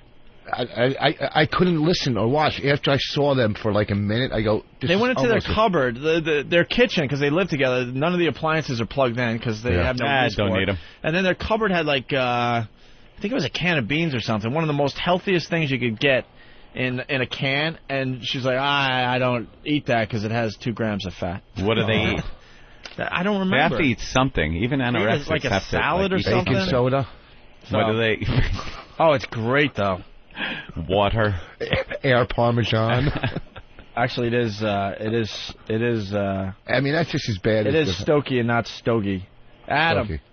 Hey, midget digits. It's Stokey Carmichael, not Stogie Carmichael. I said Stokey. That's what I said. Stokey. Well, we'll have to wait for the replay. All right, here's the rest of that racist comment. Fat and racism, pretty similar. So I've experienced racism. Yeah. But the discrimination that I felt when I went out and put on the weight was a totally different thing and was way worse than being a black woman. Way worse. No. It's way worse than being a beautiful model black woman. Beautiful model black woman. Why don't you try to change things, gain 25, 30 pounds, and still walk the runways? Yeah. You got a lot of power now. Why don't you try to change how we look at people that are a little overweight there, Tyra? When I got on the flight, the captain and the stewardess were looking me head to toe, which made me very uncomfortable. And happens when she's not in the fat suit. They just told her to watch me throughout the flight, my flight attendant. So watch you throughout the flight? Yes. Why would they say to watch you? If I were to lift my armrest or take my seatbelt off at any time during the flight, I was to be charged at the next airport. For another seat? For another seat. If you were to lift your armrest? Yes. I just want to say that my children... Wait. That's hilarious. Wait. I got a problem already. If you lead it. I got a problem already. Come on. Charge her with another seat as she spills into the other seat. First of all, how does she get through security? Trying to do honest TV. Well, you got to question that. That's just hilarious. Dude, airport security? Right. Doesn't see her in a fake fucking suit? No, this is another guest on her show talking about how she was on a plane. Real fat people? Yeah, I thought she took a little test and we're took not a flight. We're not at that point yet. This is just like... Jesus Christ, help me out here. How funny is that? I got to start this. Yeah, let me hear it again then. Yeah, listen to this. I'm sorry. Maybe I'll listen. It says second fat guest on the show talking about an experience she had on a plane. When I got on the flight, the captain and the stewardess were looking me head to toe, which made me very uncomfortable. Mm-hmm. And then they just told her to watch me throughout the flight, my flight attendant. So watch you throughout the flight? Yes. Why would they say to watch you? If I were to lift my armrest or take my seatbelt off at any time during the flight, I was to be charged at the next airport. What? For another seat? For another seat. If you were to lift your armrest? Yes. I just want to say that my children were sitting next to me, and It's okay. Fucking hemoglobin. I want you to take me back to the airplane because you were angry. And by every means you were angry, and you sued them, and you won. Yes, I did. You won. Oh, yeah. Great. My children were sitting next to me. Whoa, 3 little weebles sitting in their fucking seats. Mommy, I'm upset. Can I have some of the snacks you packed for the ride? First things first, write down hemoglobin. See, you don't have to pay if you lift up your fucking arm thing. If you're fat, you do, because then you spill into the other seat. But if there's nobody next to you, that seat is you can lay down. So you're saying that everybody lays down the plane, you got to fucking pay just because fatties rolls are if the seat's not there. Are they sitting there with a clipboard just waiting for you to lift up the arm? Look, I don't know if she's saying her children were sitting next to her on one side. Or there's an empty seat on the other side. There's an empty seat. Or somebody maybe sitting next to her. You know, whatever. You don't want to be subjected to that. To somebody lifting up. Imagine a fat person like that sitting next to you on the plane and they lift up the armrest. Yeah. And now you're inconvenienced by being squished over. Your headphone jack is plugged into her belly button because you're trying to fucking lift her fat up. And you think that little armrest is stopping the fat from going on top and under it and touching you? A little stress on that thing? There's still the fat is coming at you from every angle. So there's 3 inches of fat now touching you where the armrest is. It's like trying to hold mercury. Yeah. Just kind of keep it in one place. Dee Dee, any comments yet? No, I don't get why she would be. If she was sitting next to her kids, she said, right? Yeah, I would. Well, how could she be? I would be the tattletale telling the stewardess, and then the stewardess would walk over, put the armrest back down, fat. Put it down, or we're charging. And of course, the pilot looked her over until she sat down, so he knows which aileron he's got to hold down for the entire fucking flight. What plane goes into a barrel roll? What is aileron? Aileron? Yeah. That's what banks the plane, Opie. If fatty is on the right side, you're going to have to give it a little aileron. And keep that right side up a little bit, a little down on the right side aileron. And how the hell do you know that? Actually, Discovery Wings. Forget Aristotle and fuck Socrates. Here comes Professor Anthony. Waiting for Bill Burr to say, well, Anthony, you're smart. Why did I learn everything from Discovery Channel? Ruin that bit. Hey, Dee Dee? Yeah, Anthony's a smart guy. Thank you, Dee Dee. And Opie is... smart, too. No, I'm not as smart as Anthony. Help me out. Opie is... I don't know. I don't know. Good at... What? He's good at... You're good at a lot. Oh. I can't pinpoint it. She can't quite pinpoint it. She can't quite zero in on it. Yeah, but it's there, and there's a lot of it, whatever it is. That's the problem with most of the listeners of this show. So thank you, Dee Dee. You're welcome. Good at a lot. Yeah. I'm smart, too, aren't I? All right, here we go. Here's another clip from the Tyra Banks Fat Suit special. Here it is. Tyra finally in her fat suit, stepping off the bus for the first time. I wanted to get out on the street in an area that I know is very prejudiced against people that are 20 pounds overweight. And I was like, you know what? I want to go out 200 pounds heavier and see how people react to me. Because I'm the same person underneath. Same personality, same everything. You won't believe the way that people treated me. The looks, the stares, the laughing, the pointing. I was shocked. Wow, she just blew it. She knows of areas where they are very, very critical. Prejudice against fat people. Yeah. Obviously, she hangs out in these areas a lot and has no problem with it. Yeah. Yeah, it's called I never knew. She knew. I had no clue. And then she kind of bashes herself. She said she goes out in the fat suit, and she's still the same person, still the same personality, and she's getting shit. Well, maybe her beauty is covering up the fact that people think you're a fucking asshole, but they don't treat her like an asshole because she's skinny. And then when she's fat and doesn't have the beauty to fall back on, her true personality stinks. That could be. Ooh. Right. Maybe. Here we go, another clip. Because I know a lot of people that are this weight. I personally know them, and you never see them eat. And it's like, when do they eat? And it's probably because they're embarrassed to be judged, that people are thinking, why are they eating? Not why are they eating that, but why are they eating? She knows all these people. Yeah. She personally knows a lot of people this size. Really? No, she doesn't. How many she hang out with? You know, they all hang. They run in their hot packs. And this, you know, and this hiding and eating when no one's looking.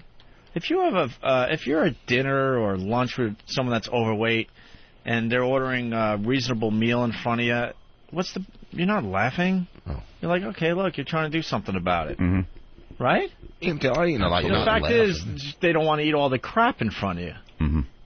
Well, fat people do that a lot. They'll eat regular in front of you, and then they'll run home and, you know, rape a buffet or something and binge, you know. Not unless they have Hashimoto.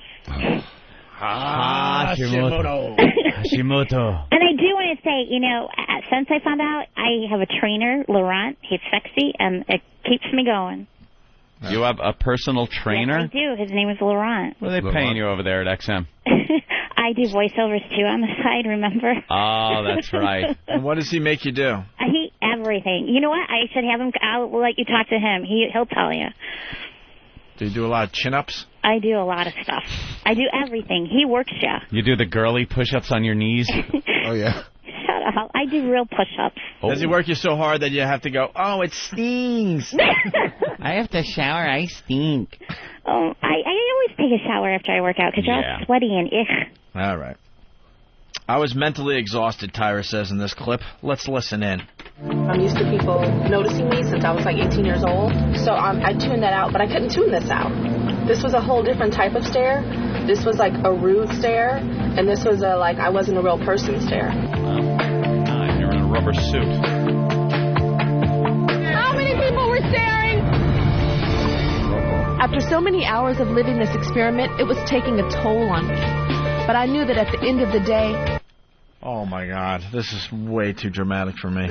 So dramatic. It was taking a toll on me. How spoiled are you? You can't wear a fat suit for one afternoon? Yeah, put anyone else in a fat suit and then walk around and go, yeah, people looked at me weird, other people ignored me, whatever. That's what happened. It's taking its toll. See, I'm so used to being beautiful 24 hours a day and just gawked over for my beauty that this was really fucking me up. What she was seeing was a lot of looks that we all get. You don't have to be fat. It's just the look of an average-looking person. There it is. This is what we deal with every day there, Tyra. Mm-hmm. Yeah. You're so hot that people look at you like they can't believe what they're seeing. Yeah, They're not looking because you're in a fat suit. They're like, look, another regular person. Everyone's got their cross to bear. I mean, shit. Rich? Or maybe they're just... When you had that, the hair? Yeah. With the Jerry curl? Yeah, people probably stared at that. Yeah, because I was different. I had my big afro. Mm-hmm. Walk around with a big Cyrano de Bergerac zit on my nose. You know, you walk around, people look. And I once had a pimple. Wow. Really? Yeah. Date? What date? I was senior in high school. Wow. Would you put vinegar on it? Yeah, that was the home remedy. You know why they were staring at her? Maybe because she had this fat suit on, but her little skinny, pretty face. Nah, they made her face all chubby. They did that too? Yeah, it looked like they did an all right job. Yeah, they put Many hours of living this experiment, it was taking a toll on me. But I knew that at the end of the day, I could take this suit off. Others can't. The makeup artist Todd, earlier in that day, told me that I looked beautiful, even with all of the extra layers of flesh on my face. I honestly felt great when he told me this. I wish he could tell millions of women in America the same thing. I walked back to the bus to prepare for the last part of the experiment, and I was mentally exhausted. Oh, God. I was mentally exhausted. No, you weren't. The next clip, Nathaniel? This is set up? Yeah, this is just her coming back from that video segment you just heard. Oh, really? Yeah, and there is a little dead air at the start, and you'll hear why. Oh boy. All right. Yeah. Okay. I hope we can handle this. It could be very dramatic.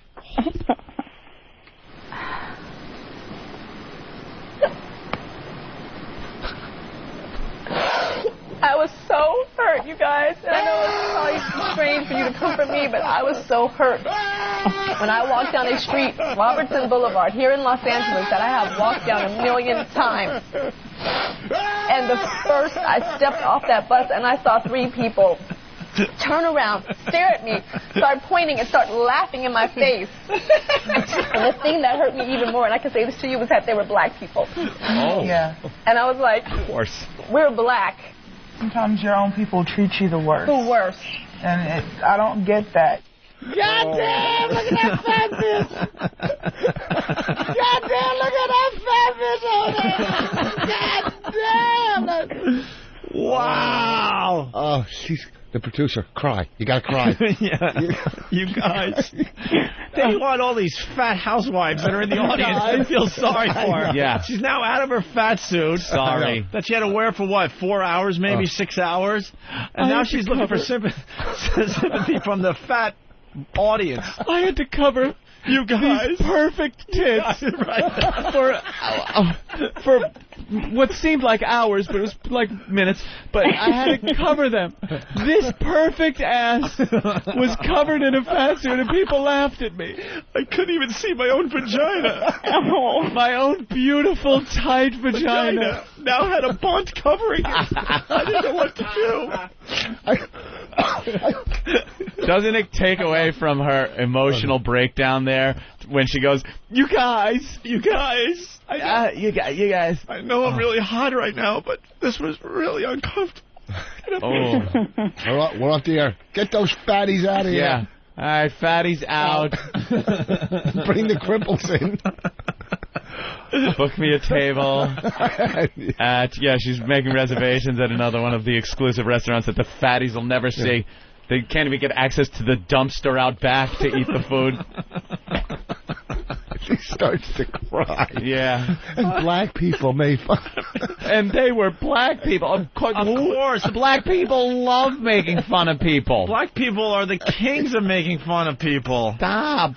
You think it's whitey. It's not. You'd be surprised if it was white people, because white people are so guilt-ridden that they would look. If it was a white fat woman, they'd laugh their ass off. But a black fat woman, they're probably just like, no, I won't do it. They probably walk up to her and say, nice. Can you watch my kids or something on the side?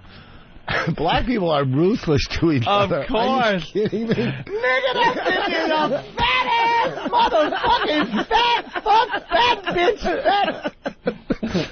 God damn, that's a fat ass bitch. Dee, comment? No, I just the emotional part. Yeah, very emotional. Were you affected by that? No. Oh, good. Good to hear. Oh, boy. So now you got Tyra. What's wrong? I have to do traffic soon. For where? I've been on with you guys over a half hour. Chicago, Minnie, and Chicago, yeah. Minneapolis and Pittsburgh, too. Well, there's a lot of cars to get through today. Yeah, on the Dan Ryan. On the Dan Ryan. That's good. Yeah. All right, we're going to have to talk about your show concept tomorrow, I guess. Okay, I will do that. Yes, we love you, and I hope you're all right with that Hashimoto. I'm Hashimoto. What is it again? Hashimoto. Huh? I'm doing the right thing. I'm on medicine, and I'm doing the right thing. When did you go on the medicine? About 5-6 months ago. Oh, okay, so it's relatively recent. Right. See, I had a fight with one of my doctors, though, and I changed doctors because I knew something was wrong. Cause Karate I don't... chop? What? Nothing. Hey, do you know where we can get a Cadillac door? And some of that penicillin? Hashimoto's is Colovoxyl. All right. Hashimoto. Dee, you're an ongoing story, so we'll check in with you tomorrow. Okay.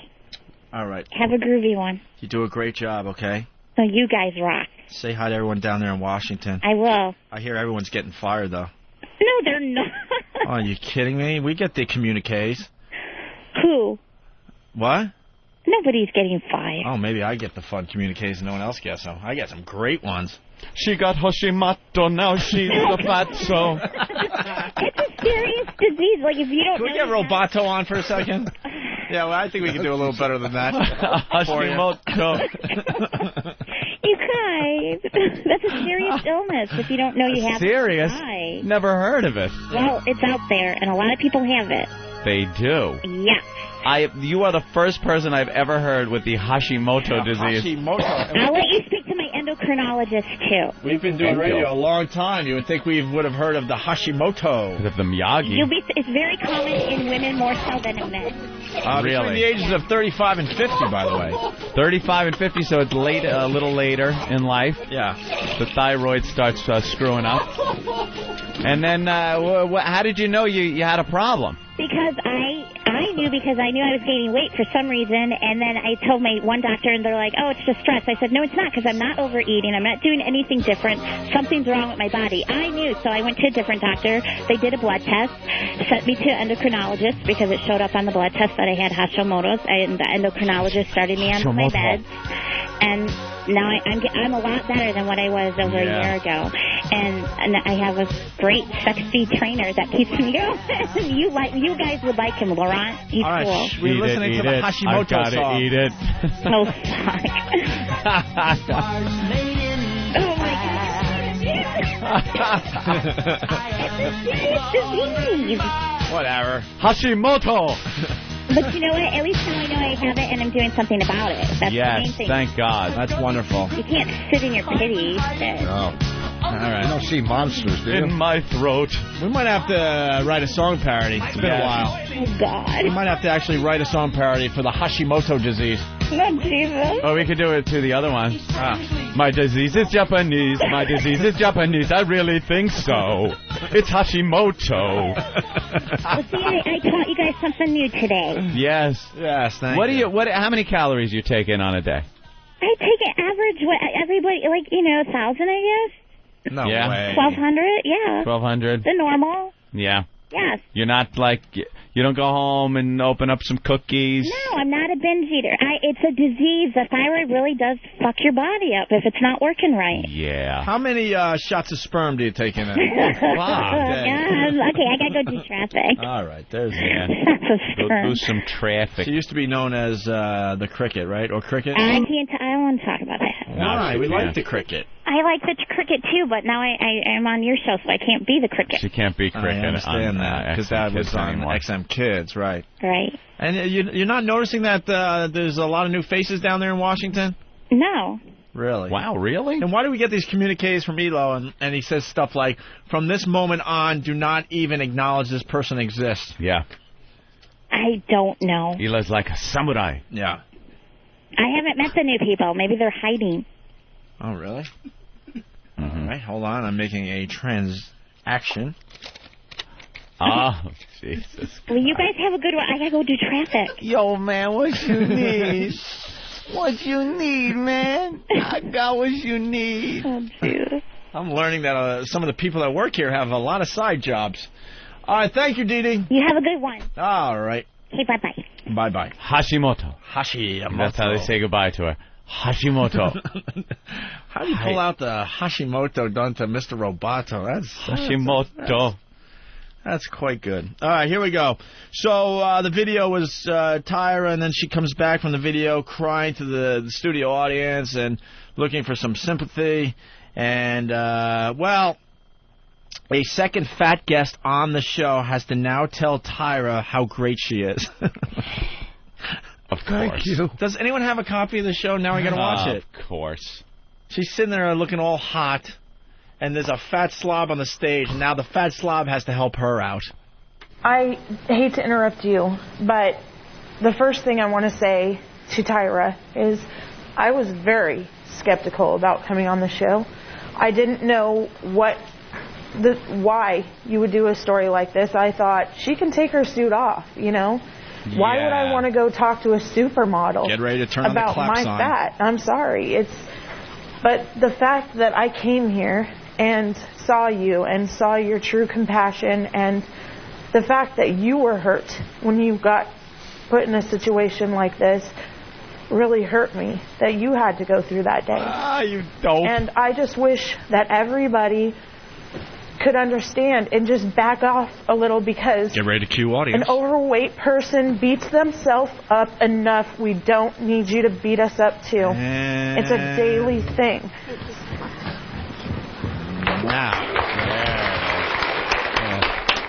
Yeah. Yes. Back off. Tyra. We have to back off. You know, no one said anything Get about near that ass. when Tyra got off the bus. She did it right in front of the Apollo. That's why they were.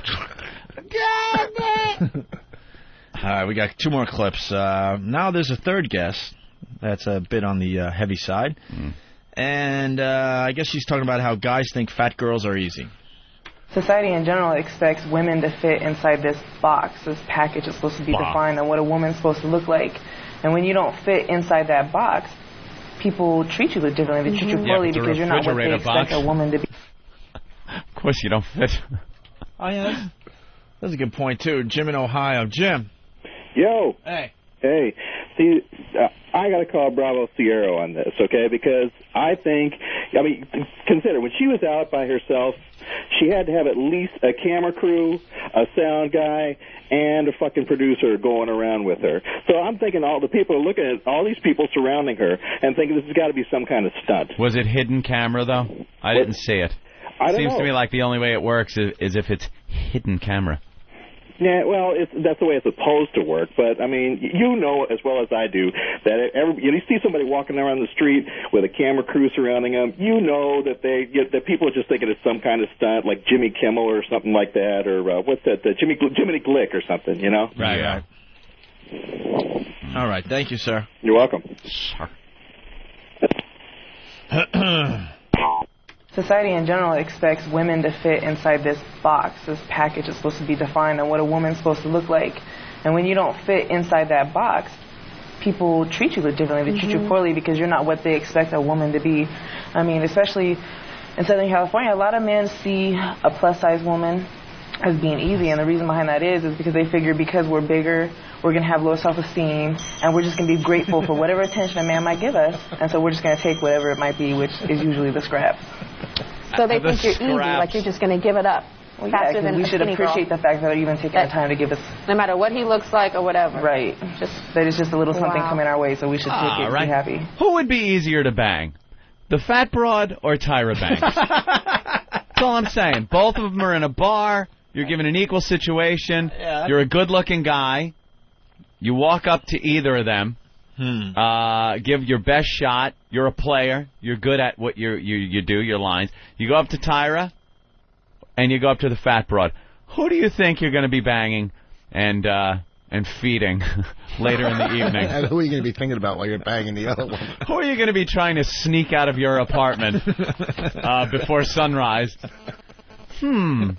I wonder. It's known. It's a fact. Fat chicks are looser. They are looking for a little more of that attention, the love that they're not getting from society. Can we get some fat girls to call the show? And their cock blocks. Use a fake name and tell us. Come on, fat whores, give us a call. And use a fake name, fake city, and tell us, if you're easy or not because you're fat. Because you're fat. Nathaniel? Yes, I just wanted to say before going to the next track, which is Tyra talking about her dates. She had dates? Yeah, she went on dates with the fat suit, but the audio kind of stinks because it's like hidden camera mic stuff. Hidden mic. So they had to subtitle everything. So she just kind of gives a brief rundown of each of the 3 dates right now. So should we do this or what? It's just, What were the guys like? They were fairly normal. One was sort of a Mediterranean type. Yeah. And he was actually the most rude. He was like, she's saying, as you can imagine, it's very hard for me. It's like, I don't need to imagine, actually. I'm looking at it. Yeah. But, and she was like, what if you take me back to my parents, or to your parents? They'd ask, and he's like, they'd ask me what's wrong with me. Of course. And that's anybody.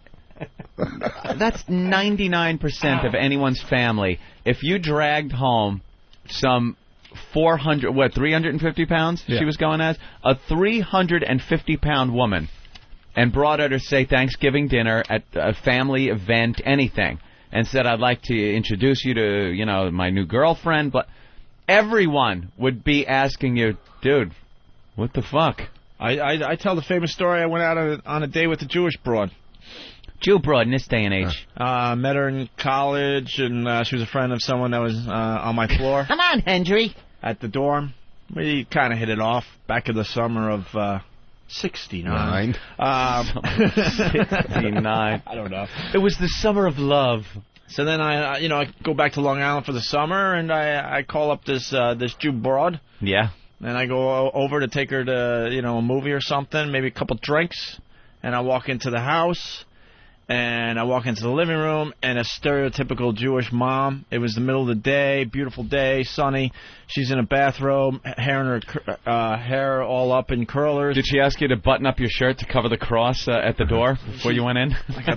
Where's my cross today? And then she was, I swear to God, I was drinking a martini and doing her nails. It was like, you got to be kidding me. I walk in and say hi because she's like, I want you to meet my mom.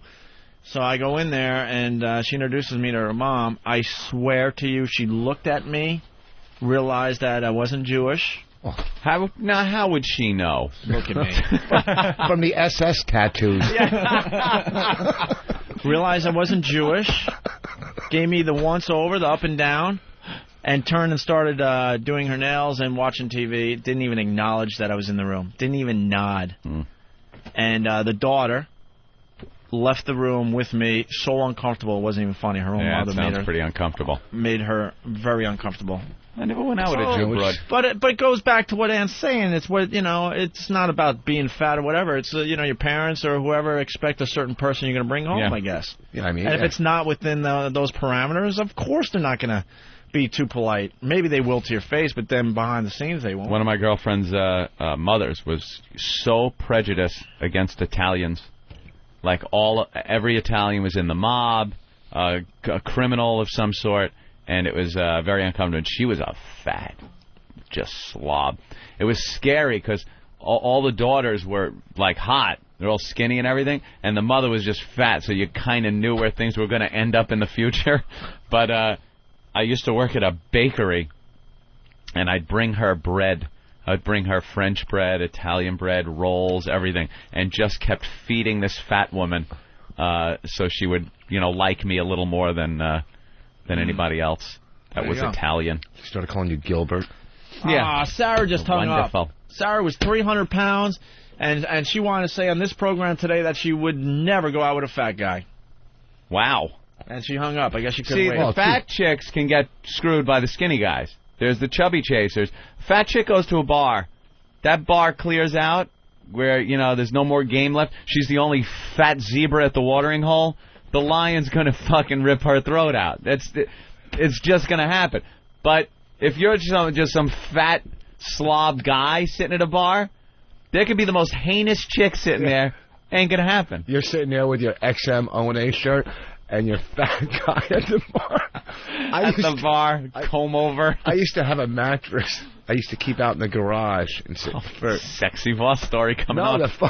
In case I got a fat girl, I couldn't bring her in front of my roommates. In the garage. Yeah, we didn't park. No, we're going to the Voss suite. This is where I bring my special girls. Patrice O'Neill, who will be in tomorrow and the rest of the week, he said that he had a mattress down in the basement of his apartment. He is the fat person. But he would bring the ugly broads and the fat girls down to the basement where they had like a cot or a mattress. Yeah, we had a basement. Patrice has personality. Personality goes a long way. He's a funny guy. Yeah.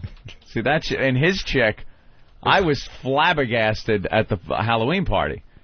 He was always talking about his girl and how, he's like, yeah, she's nice, she's cute. He brought her in. It was like, holy shit. Girl's beautiful. Good-looking gal. Yeah. And then me and Patrice were talking relationship issues and stories and just, what he thinks is a good relationship and stuff like that backstage at the Halloween thing. And worlds apart. I am on Mercury. He is on fucking Pluto somewhere. And I had no... He just treats her in a way that he sees as good. I don't know whether just for him or for the couple or everything, but he treats her and he thinks it's fine. I let her go. I can't make her think that I'm really into it too much, but I let her go out and do these things, and, you gotta... Some of the shit he was bringing up, I was just stunned. It's like, maybe that's a black thing, too, that I'm just not getting. Yeah. All right. Why don't we go to break with a Stephen Lynch song that ties this whole thing together. I love something that ties. Yes, this is a fine little song from Stephen Lynch, good friend of the show. Check this out. I'm going to bring a friend of mine to the stage. Ladies and gentlemen, Mark Tite.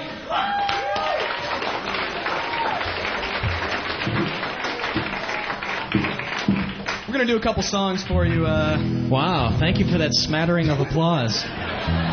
What a great crowd. I'm sorry, I didn't mean to mess up your seating right there, sir. It's all captured on tape. Yep. This is a song for the guys.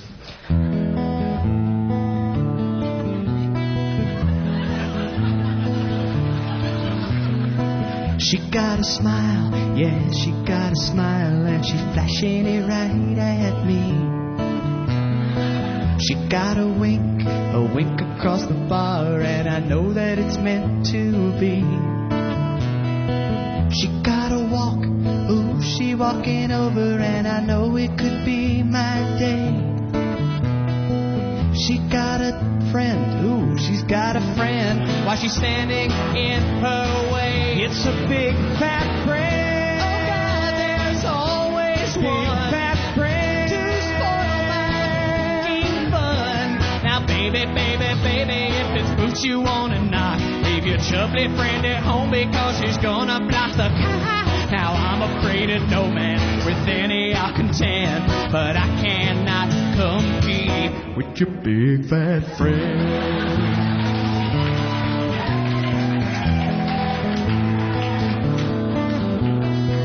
So, big fat friend, we meet again. You won't leave her alone.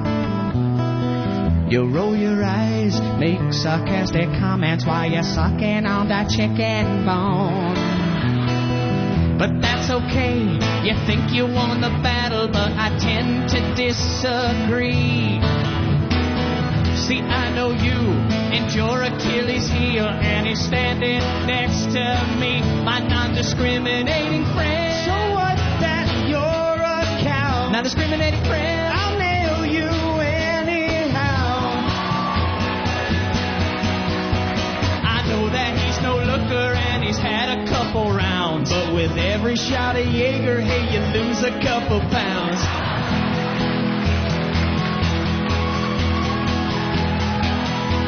Now, baby, bring the evening to an end. Just you and me and my pal and your big fat friend.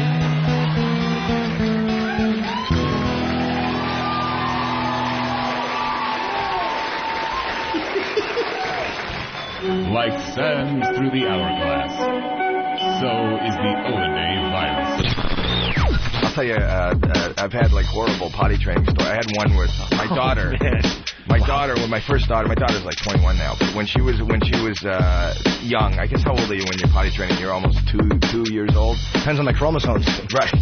But she's my wife is really into the potty training, and read all the books, and you have to, after she pees or shits in the potty, we all have to applaud, and everybody was around. It's a big deal. She's just about potty training, and my wife says, I was going out one day, and she says, you take her with you. So I have this baby in the car seat, and she's just a little girl, a little baby, and we're out someplace, and she says to me, Dad, I have to go potty. And my heart, I get heart palpitations. I'm thinking I can't go in a public restroom. I can't sit her down. And where am I going to take her? I can't go in the men's room. And I don't want her to sit down. I can't go in the ladies' room. I don't want her to sit down in the men's room. So I said, honey, can you hold it? Is there any way to hold it? And she goes, you know, the baby. Yeah, yes. She goes, I'll try, Daddy, because she could see the horror in my eyes. She goes, I'll try, Dad. So I put her in the car, and I put her in the car seat, and we're driving down the Ventura Freeway. I live in Los Angeles. We're driving down the Ventura Freeway, and she goes, from the back seat, I hear, Daddy, I can't hold it. I go, okay, honey, we'll pull off here, and we'll go to the gas station or something. She goes, no, I can't hold it. I go, okay, fine. So we pull over to the side of the freeway, the side of the Ventura Freeway, this public freeway, and I pull out, and there's like hedges on the side of the freeway there. So I get her out, I unbuckle her from the car seat, and I put her in my arm, and I go over to the hedges, and I take one step over the hedges, and I don't realize it's a gully, it's a ravine. Oh, my God. So I step, and I slip on my back, I fall on my back, and I start hurtling down this mountain, down the side of the Ventura Freeway, and I'm holding the baby, I'm coddling her on my side, she's screaming, I'm yelling, the twigs are breaking, there's mud, my pants rip, it cuts my ass, and I end up at the bottom of this gully in this horrible, like infested kind of wet puddle, and I'm bleeding, and I'm in this gully, and I'm holding the baby, and she's crying, and I kind of stand up, and I hold her in front of me, and she goes, I gotta go, I gotta pee. I go, okay, all right, and I look, my wife had put her in some sort of like a jumpsuit kind of thing, so I unbuckle the thing, and I pull it down around her ankles, and I'm holding her up by the armpits in front of me, and I go, okay, honey, go, and she goes, I can't, I'm gonna pee on my pants, I'm gonna pee because her legs are down below, and this is the first daughter, I've never really, I grew up with brothers and everything. I said, okay, all right, just put your feet up on my shoulders, up on my neck. I'm holding her in front of me, like face to face. Put your feet up on my neck, and then I figure, your legs are out toward me, and then you'll pee down into this. I saw this, you'd be shot, by the way. Right. So her feet are up on my neck, and I go, okay, go. Well, I didn't know that. It seems like with the vagina that whatever way your feet are aiming is what way the fluid goes. So she goes, and then all of a sudden it's in my face. She's pissing in my face, my fucking mouth.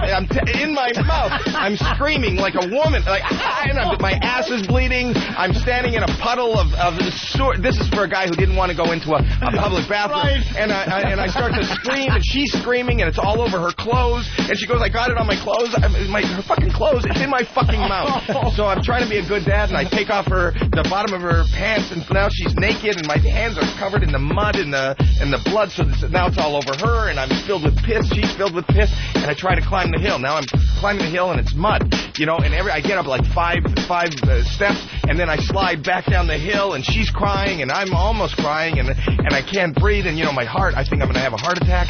Finally, after it seems like an eternity, I get up on the freeway, and I come through the hedges like 500 feet from where my car is, and I'm standing there, and I'm bleeding, and I'm covered in mud, and she's crying, and there's piss, and there's blood, and a car slows down, and I got a naked little girl out of the hedges, and the car slows down, and he pulls down his window and goes, Are you Howie Mandel? Opie and Anthony, the virus is spreading.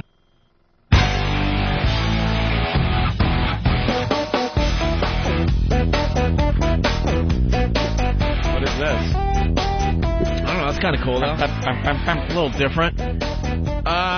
Guys, an announcement for the hardcore fans.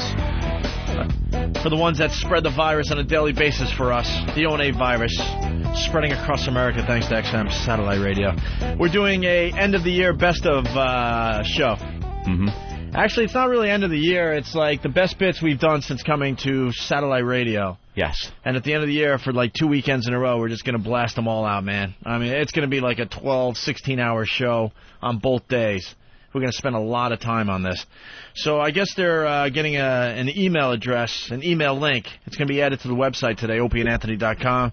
And then you, as the fine, faithful listener, the hardcore fans of this program, we need your help. You got to vote for your favorite O&A bits since we came to XM Satellite Radio, okay? Not for the year, for the entire time we've been on XM. You can vote for your favorite listener promo, Ramon promos. You can do little special categories, your favorite Ramon bit, maybe. I hear there's a new Ramon promo. Is there? A Christmas one. A Christmas Ramon? Yeah. All right. Well, that email link will be up on opieandanthony.com later today. Make sure you vote in the next week or two, because we're going to throw the whole special together. It's going to be really good. If you don't vote, you have no right to complain about what you're hearing. Exactly. What is the best bit we've done since coming to XM Satellite Radio? The one where Anthony I was on the phone driving with Norton, and you were going. Oh, Pookie. You like that one with That's so funny. I got it. And it's so funny. Yeah, that was fun to do. That's probably I would rank that at number 29. Yeah, around the that's at like 20. It'll make the list, buddy. Coming in at number 29. All right, here's the latest Ramon. Rich Voss on the phone. Here's the latest Ramon bit from good old Steve. And now, another holiday reading from Charles Dickens' immortal classic, A Christmas Carol. When Scrooge awoke, it was so dark that looking out of bed he could see meddling carolers every bloody year.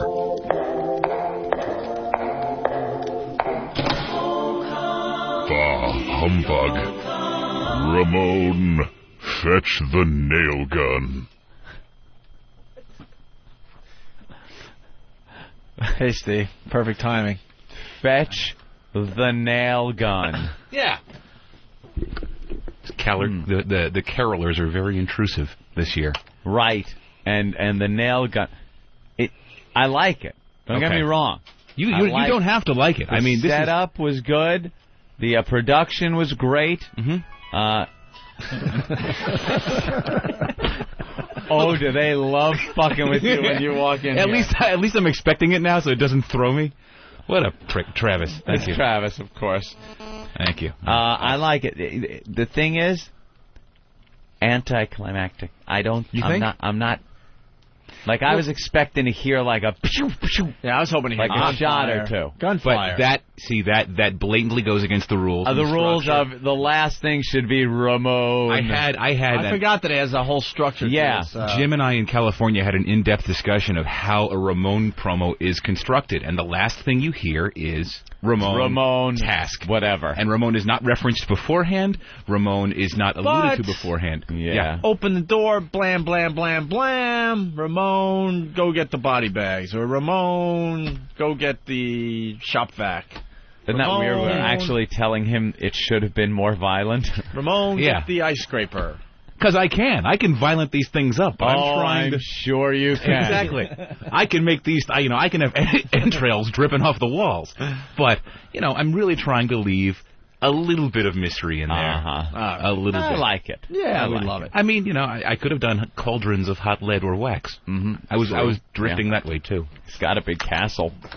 He does. Drop the hot cauldron. He does. I'm saving those. I'm saving those. The task just sounded a little bit lengthy, so I tried to keep it lean.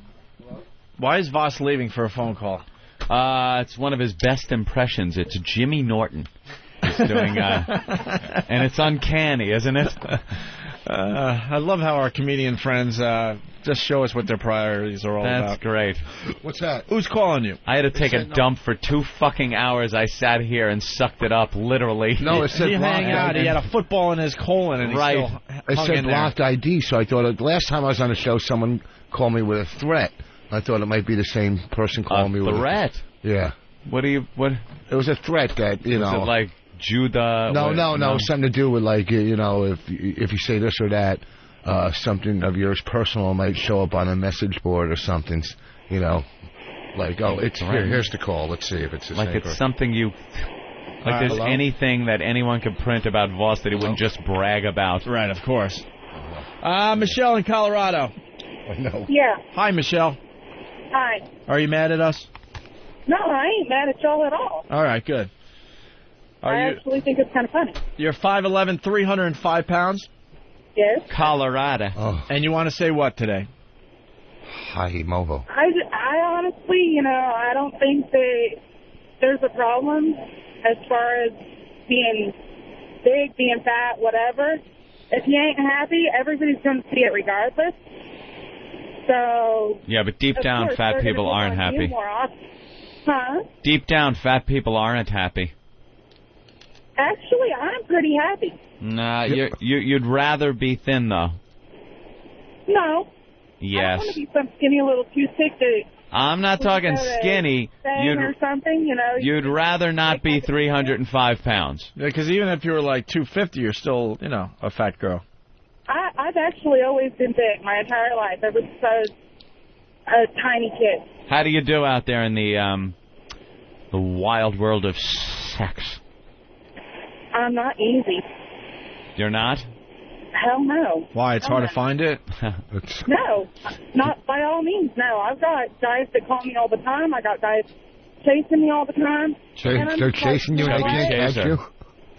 Chasing you in the kind of guys are on Little Rascals. I'll get you, girlie. Who's chasing you, Zoe, with her crutches? If these batteries were charged, you'd be mine. No, they're actually What's chasing you, a turtle? Guys. Yeah? Yeah, I mean, I'm not like chasing, but, you know, they'll call me up. Hey, what are you doing? Can I come over and visit? No. And the answer, eating. Do they call you at Tuesday at 4 a.m. or Friday at 6 p.m.? Oh, they'll call me all time. What's chasing you, an ice age? What's chasing you, food salesman? God, no. The humor trucks are chasing you. Guys chasing me all the time. Believe it or not, are you a white chick? there are guys out there that like bigger girls. Yeah. Yeah. Oh, man. Are you Yes, called, and yes, I am white. and they're called chubby chasers, you know. Yeah, I know. Yeah. Are you white? Do you notice that more black men hit on you than white men? No, not really. Here's the important question. Do you have the big boobies?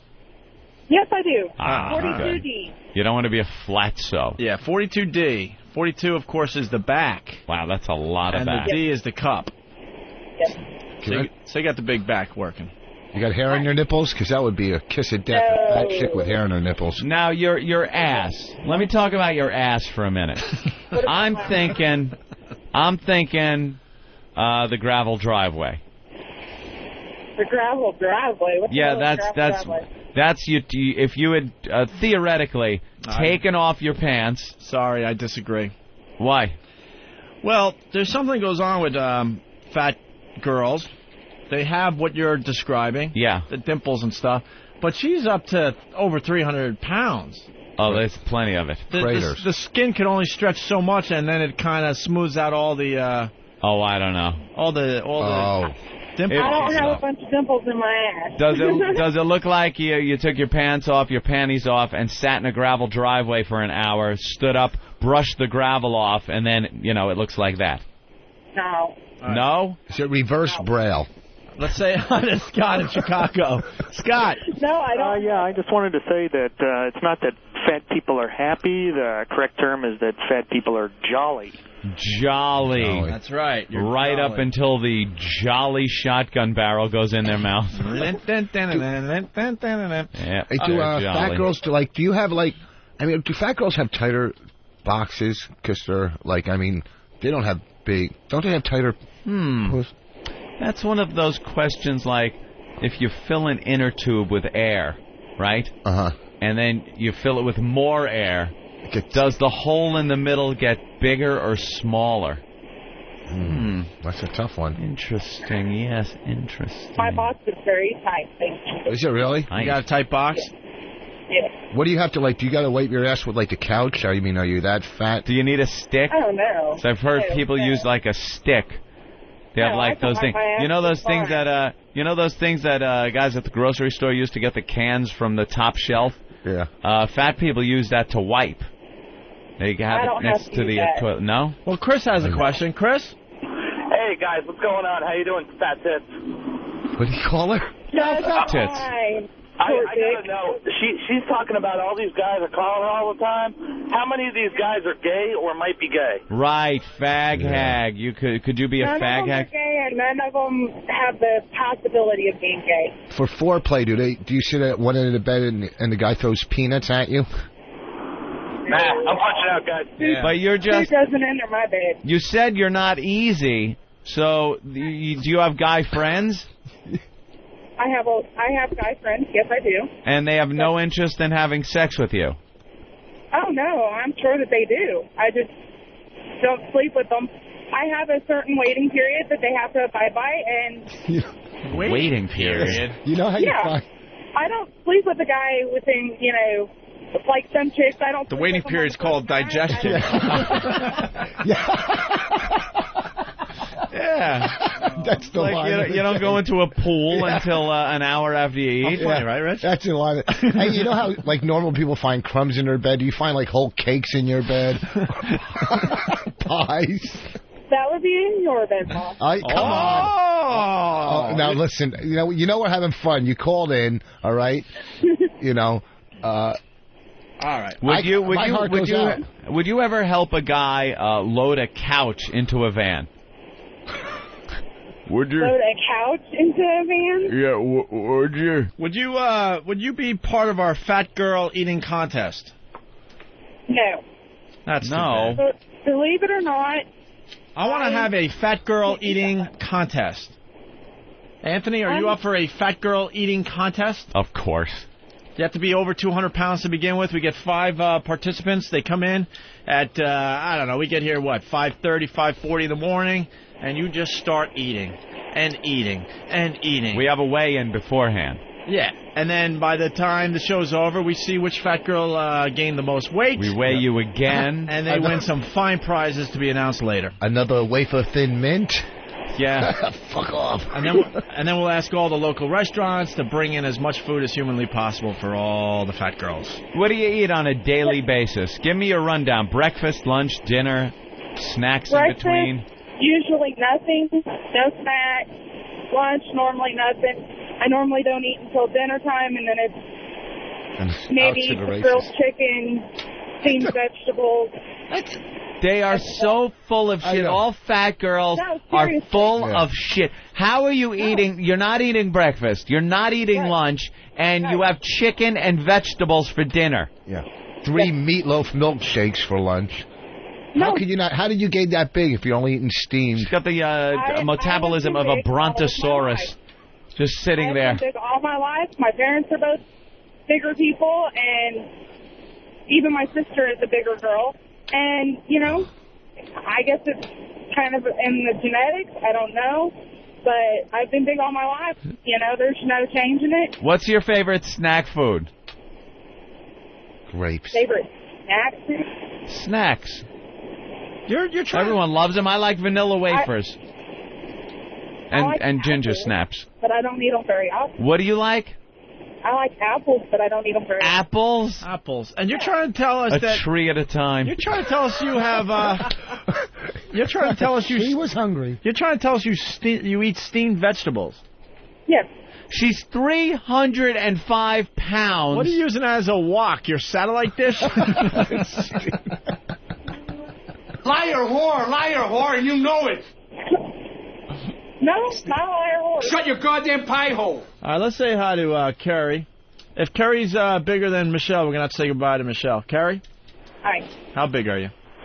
I'm a big girl. I have a hot husband. I'm not going to tell you how much I weigh. Oh, come on. Are you bigger? Chicken. How about we play this little game? Give us ballpark. Are you heavier than 305 pounds? No. When you're driving down the highway, do you have to pull off into a weight station? Actually, yes. I'm a truck driver. Oh. So am I. Yeah, but see, truck drivers are supposed to be a little fatter. No, I've gained a lot of weight since I've driven a truck. But I do have pictures. I have a really hot husband. At least I think he's hot. I have pictures on the internet. If you guys want to look at them, I don't know if I want to say that over the air. But I wanted to make a comment about the double ass thing you guys were talking about. Yeah. It's a lobster ass. Like it has pinchers. That's what we call it. I like to make fun of people's butts. I'm a fat girl that likes to make fun of fat. Wait, you call it a lobster ass? It has pinchers? Pinches. Yes. It's been pinched by a lobster, I guess? No, it looks like a lobster's pinchers. That's what we call it. We call it a lobster ass. Oh, yeah. It's your thing where you squish down the sides. Yeah. Oh, from the side. That's like the double ass thing you were talking about, right? Right. And in the middle, it looks like the side view of a lobster's claw. Right. I gotcha. Yeah, the double ass.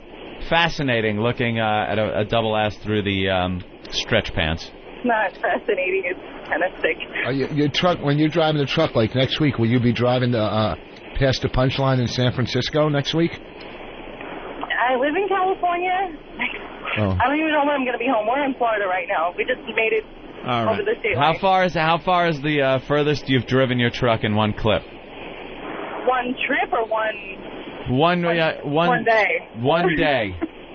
One day, I drive about 600 miles, 600 to 700 miles a day, but they're split up into shifts. Me and my husband drive together. Imagine what that spot right on those sweatpants smell like. That dot right there on the after that many miles, you just... That's gross.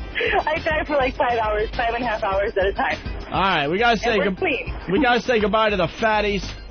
We'll talk to you guys tomorrow. Let's get this contest Thank you, going. Terry. Thank you, Michelle in Colorado. Fat chick eating contest. We love you. As long as you're listening to XM Satellite Radio. You want to do the fat girl eating contest? Absolutely. All right. I'm into it. All right, someone tomorrow just remind us that we were talking about this today, and we'll try to get the fat chick eating contest together. Something else that won't pan out. You guys just talk about bits that you're doing, you never do them. No, we'll start doing bits again. More bits equals more gooder, I guess. I like this one. You like? Bunch of fat broads just shoving food in their face. Yeah. Yeah, and then whoever gains the most at the end of the show will win something. Don will come up with a good prize. Have some hot, good-looking girls out the window pointing at them. All right. Rich Voss, thanks for stopping by today. Thanks, Rich. It was a rough show for us today, I'm going to be honest with you. But What do you were mean? a trooper, and you did great for us today. Thank you. I had fun. I thought it flowed well. Well, we're professional broadcasters, so we... It's kind of nice after, I could actually talk after I had a visit to the bathroom. That was nice.